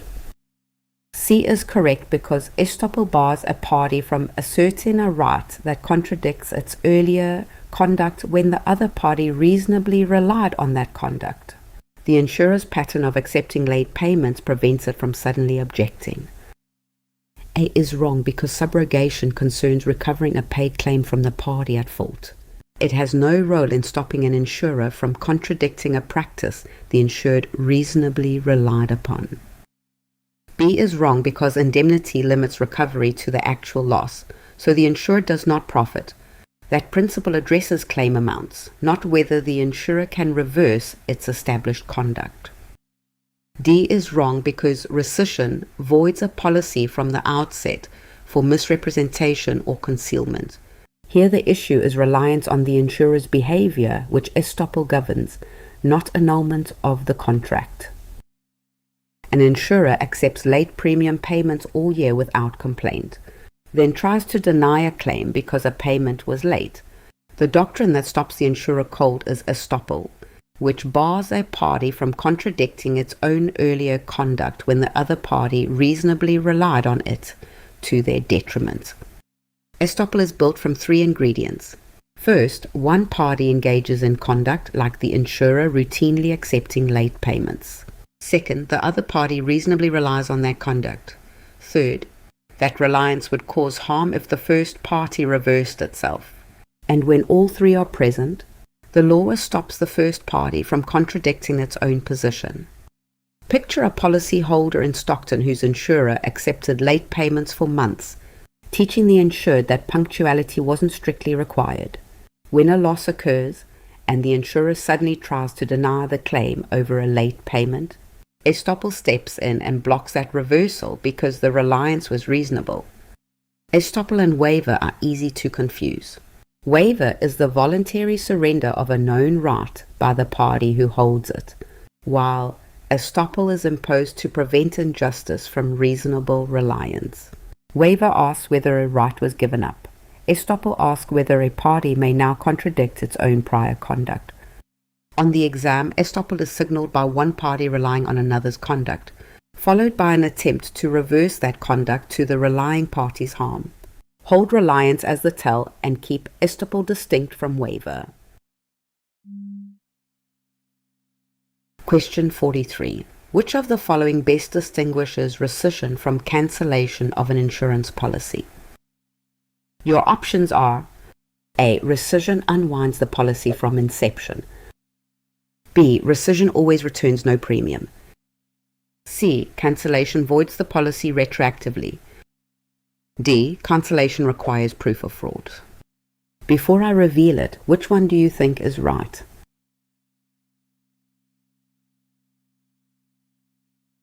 The correct answer is A. Rescission unwinds the policy from inception. A is correct because rescission treats the contract as if it never existed, unwinding it from inception, while cancellation ends coverage going forward. Rescission typically returns all premium, whereas cancellation returns only the unearned portion. B is wrong because rescission generally returns the premiums paid, since the contract is treated as never valid. Saying no premium comes back reverses the usual effect of unwinding the policy from the start. C is wrong because cancellation operates prospectively, ending coverage on a future date rather than retroactively. The retroactive effect belongs to rescission, which voids the policy back to its inception. D is wrong because cancellation does not require proof of fraud and is often a routine mid-term termination. Fraud and concealment are grounds for rescission, not for an ordinary cancellation. Rescission and cancellation both end a policy, but in opposite directions in time. Rescission reaches backward to erase the contract. Cancellation reaches forward to stop it. That single difference decides these exam questions. Rescission unwinds the policy from its very inception, as though it never existed, and typically returns all premium paid. Cancellation ends coverage only as of a future date, leaving past coverage intact, and returns just the unearned premium for the remaining period. Rescission requires a serious defect at formation, material concealment, material misrepresentation, or breach of a warranty. Cancellation needs none of these. It's often just a routine midterm termination by either party. Picture two policies ending in Bakersfield. One is rescinded for concealment, treated as if it never existed, with the full premium refunded. The other is cancelled because the insured sold the property. So past coverage stands and only the unearned premium comes back. On the exam, rescission unwinds from inception and refunds full premium based on defects like concealment, while cancellation only stops future coverage, refunds unearned premium, and needs no fraud. Keep that direction straight and the distractors fall apart. Question 44. Under California Insurance Code, Section 380, the written instrument in which a contract of insurance is set forth is known as which of the following? Your options are: A. The application, B. The endorsement, C. The policy, D. The binder. What's your answer? Commit to one before I continue.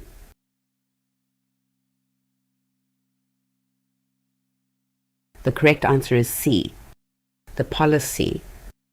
C is correct because Section 380 defines the policy as the written instrument in which the contract of insurance is set forth.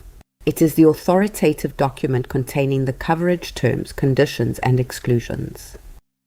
A is wrong because the application is the applicant's request for coverage and offer, not the contract itself. It precedes the policy and supplies information the insurer relies on to decide. B is wrong because an endorsement is an amendment that changes an existing policy. It modifies the written instrument but is not itself the document that sets forth the whole contract.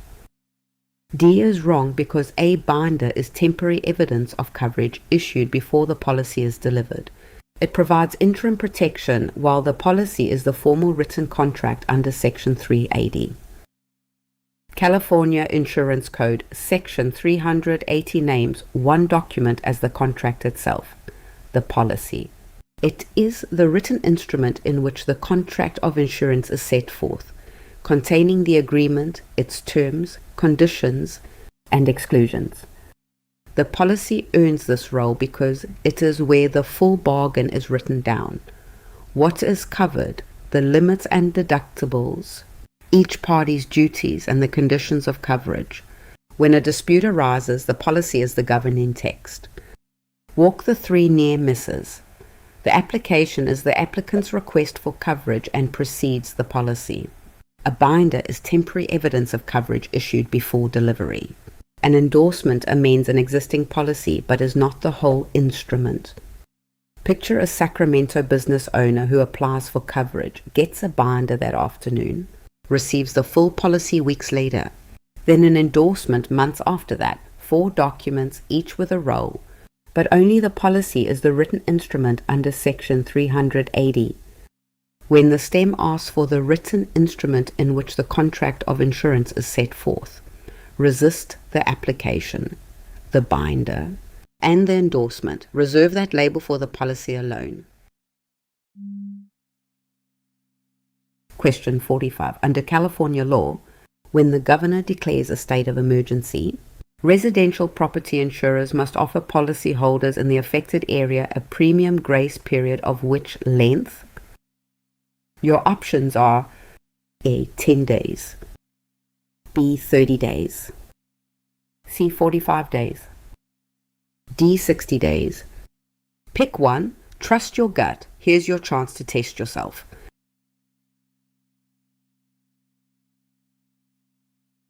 The correct answer is D, 60 days. D is correct because California Insurance Code Section 2062 requires insurers to offer a 60-day grace period for premium payment on residential property policies in an area covered by a declared state of emergency. A is wrong because 10 days falls far short of the statutory relief the law provides after an emergency. Section 2062 sets the residential property grace period at 60 days, not 10. B is wrong because 30 days, while common for other notices, is not the figure used here. The emergency grace period for residential property premiums is twice that length under Section 2062. C is wrong because 45 days is not the period specified for emergency premium relief.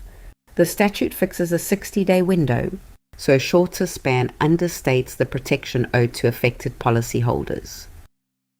When a governor declares a state of emergency, California law steps in to protect homeowners from losing their insurance over a missed payment. This is California Insurance Code Section 2062. The mechanism is simple. A declared emergency triggers the rule. The affected area defines who qualifies, and residential property policyholders in that zone get the benefit. Insurers must offer them a full 60-day grace period on premiums. Picture a Northern California county swept by wildfire. Residents evacuated for weeks under a declared emergency.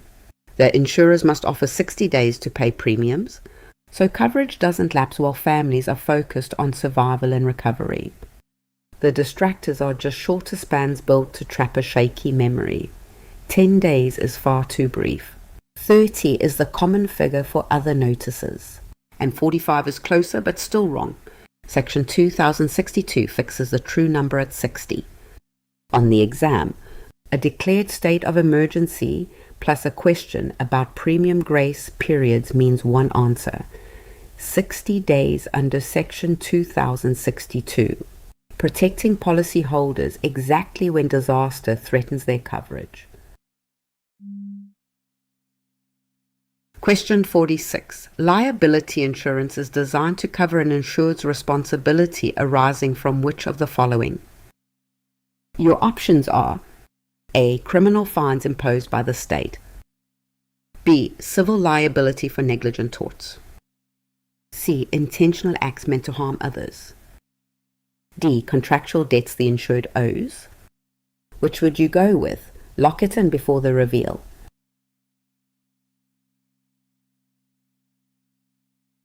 The correct answer is B. Civil liability for negligent torts. B is correct because liability insurance covers civil liability for torts, primarily negligence.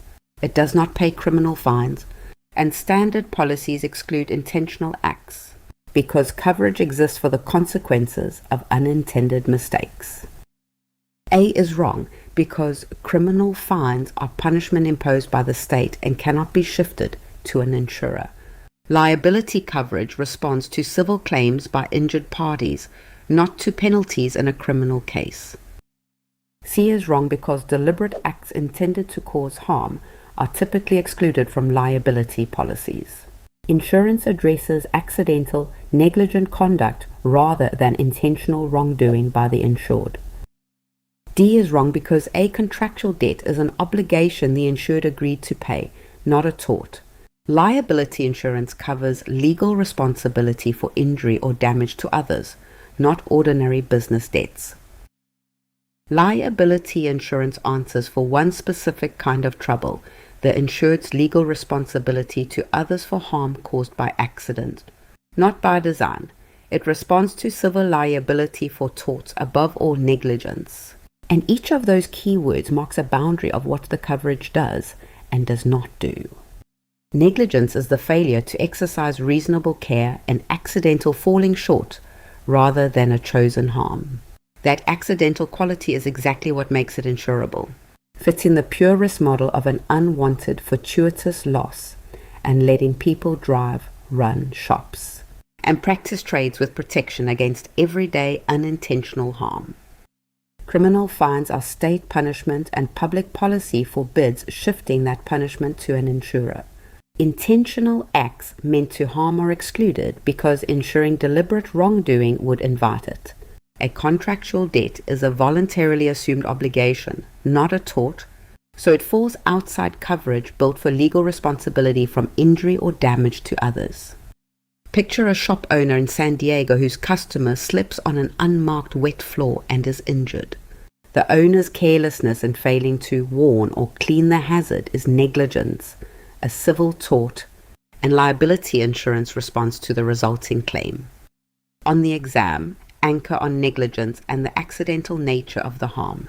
Every exclusion, criminal fines, intentional acts, contractual debts reinforces that liability insurance exists for unintended mistakes, not punishment, deliberate wrongdoing, or voluntary debts. Question 47. Which of the following is not one of the four elements required to establish negligence? Your options are A. Intent to cause harm. B. A legal duty of care. C. A breach of that duty. D. Actual damages. Don't overthink it. Which one feels right?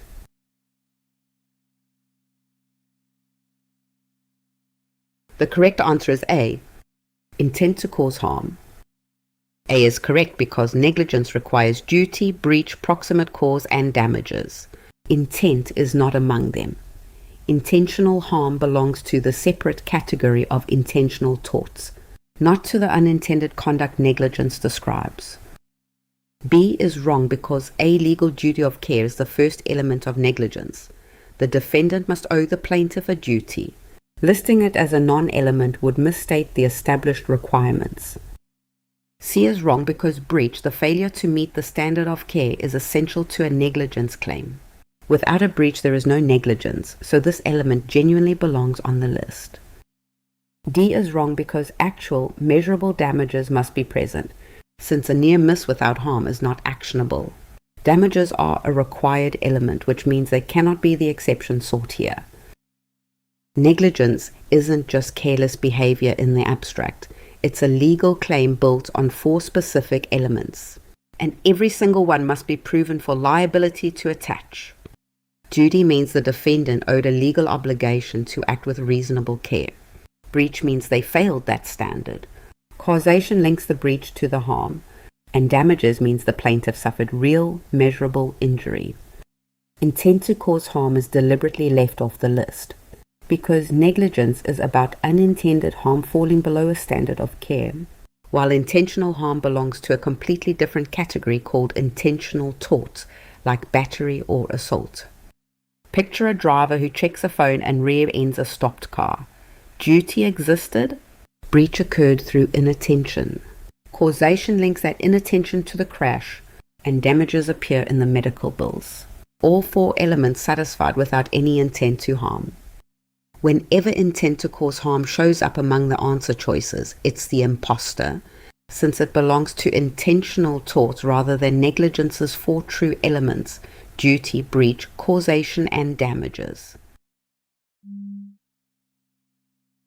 Question 48. California follows which doctrine for allocating recovery when an injured plaintiff is partly at fault for the accident? Your options are A. Pure contributory negligence, B. Modified comparative negligence, C. The last clear chance rule, D. Pure comparative negligence. Got a guess? Lock it in.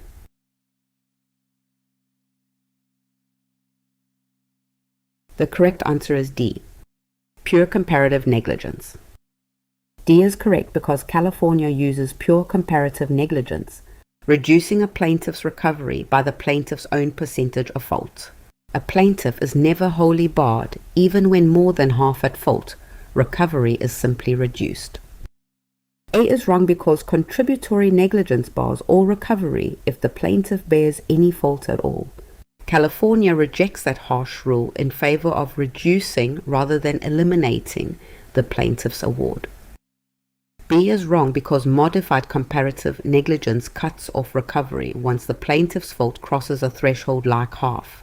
California sets no such bar, allowing reduced recovery even beyond that level. C is wrong because last clear chance is a narrow doctrine used mainly in contributory negligence states. In California, it is absorbed into the broader comparative fault analysis rather than serving as the governing rule. When a plaintiff shares some blame for an accident, states must decide how that fault affects recovery. And California takes the most plaintiff-friendly approach possible. A jury assigns each party a percentage of fault, and the plaintiff's damages shrink by that same percentage. Someone 10% at fault recovers 90%, and someone 70% at fault still recovers 30%, because there's no threshold that wipes out recovery entirely. Picture a Los Angeles collision where the jury finds the plaintiff 60% at fault and the defendant 40%, with total damages of $100,000. In a modified comparative state, the plaintiff would recover nothing. But in California, the plaintiff still recovers $40,000, the share matching the defendant's fault. Contributory negligence bars all recovery for any fault at all. Modified comparative negligence cuts off recovery past a 50% threshold. And last clear chance is a narrow doctrine absorbed into California's broader fault analysis. Only pure comparative negligence reduces recovery without ever eliminating it. California's pure comparative negligence rule matches financial outcomes to actual fault. So the plaintiff's award shrinks with their share of blame but never disappears entirely. Question 48. A jury awards an injured plaintiff money for pain and suffering and emotional distress. These awards are best classified as which type of damages? Your options are A. Special damages, B. Punitive damages, C. General damages, D. Liquidated damages. Which one is it? Pause the video if you need more time.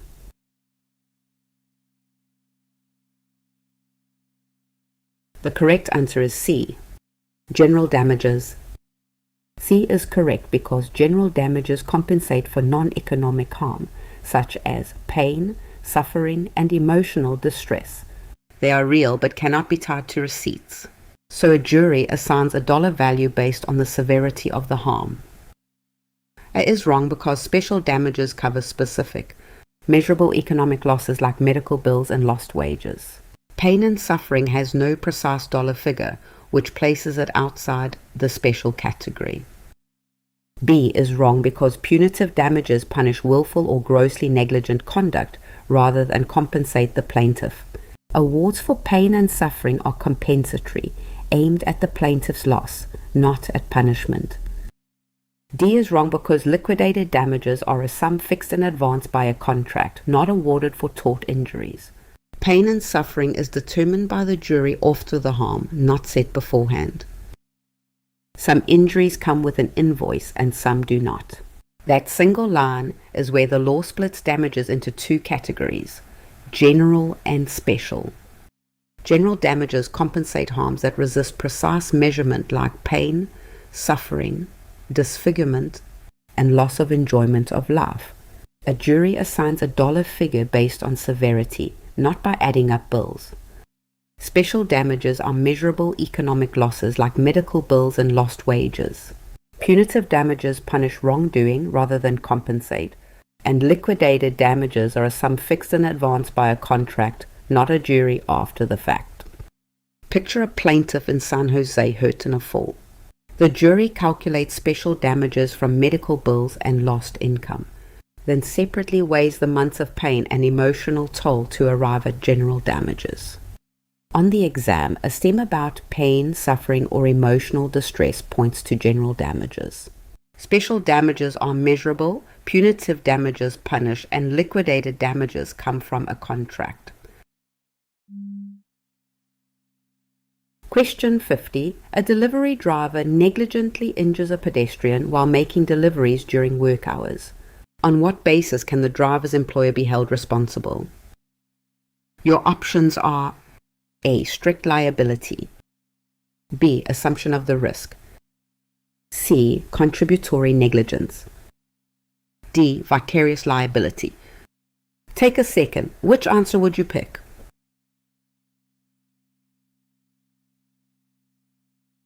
The correct answer is D. Vicarious liability. D is correct because vicarious liability makes an employer responsible for an employee's negligent acts committed within the scope of employment. Because the driver was working when the injury occurred, the employer shares legal responsibility. A is wrong because strict liability applies to defective products or inherently dangerous activities regardless of fault. An employer's responsibility for a worker's negligence rests on their relationship, not on a dangerous activity. B is wrong because assumption of the risk is a defense raised against an injured plaintiff who accepted a known danger. It does not explain why an employer answers for an employee's conduct. C is wrong because contributory negligence concerns a plaintiff's own fault reducing or barring recovery. It is a defense about the injured party, not a basis for holding an employer liable for its driver. Why can an injured pedestrian sue not just the negligent driver, but the driver's employer too? The answer lies in a doctrine called vicarious liability. This doctrine is known by its Latin name, respondeat superior. It doesn't require the employer to have done anything wrong. It attaches liability simply because the employer controls the work, profits from it, and can better absorb the risk. Picture a courier company whose driver, rushing between drop-offs on the clock, injures a pedestrian. Because the driver's negligence happened while doing the company's work, liability flows from the employee straight to the employer. The distractors miss the mark. Strict liability covers dangerous products or activities, not employment relationships. Assumption of the risk and contributory negligence are both defenses about the injured plaintiff's own conduct, explaining nothing about why an employer answers for its worker. When a stem describes an employer held liable for an employee's on-the-job negligence, anchor on vicarious liability and the scope of employment. the relationship that makes one party answer for another's acts. And that's a wrap on today's General Insurance Principles question review. If you'd like to keep practicing, check out our website. It's packed with free practice questions and complete study guides to help you get fully prepared. Whether you're starting out or brushing up before test day, you'll find everything you need there. Just click the link below to continue preparing right away. Hit subscribe to catch the next video in this series, and good luck.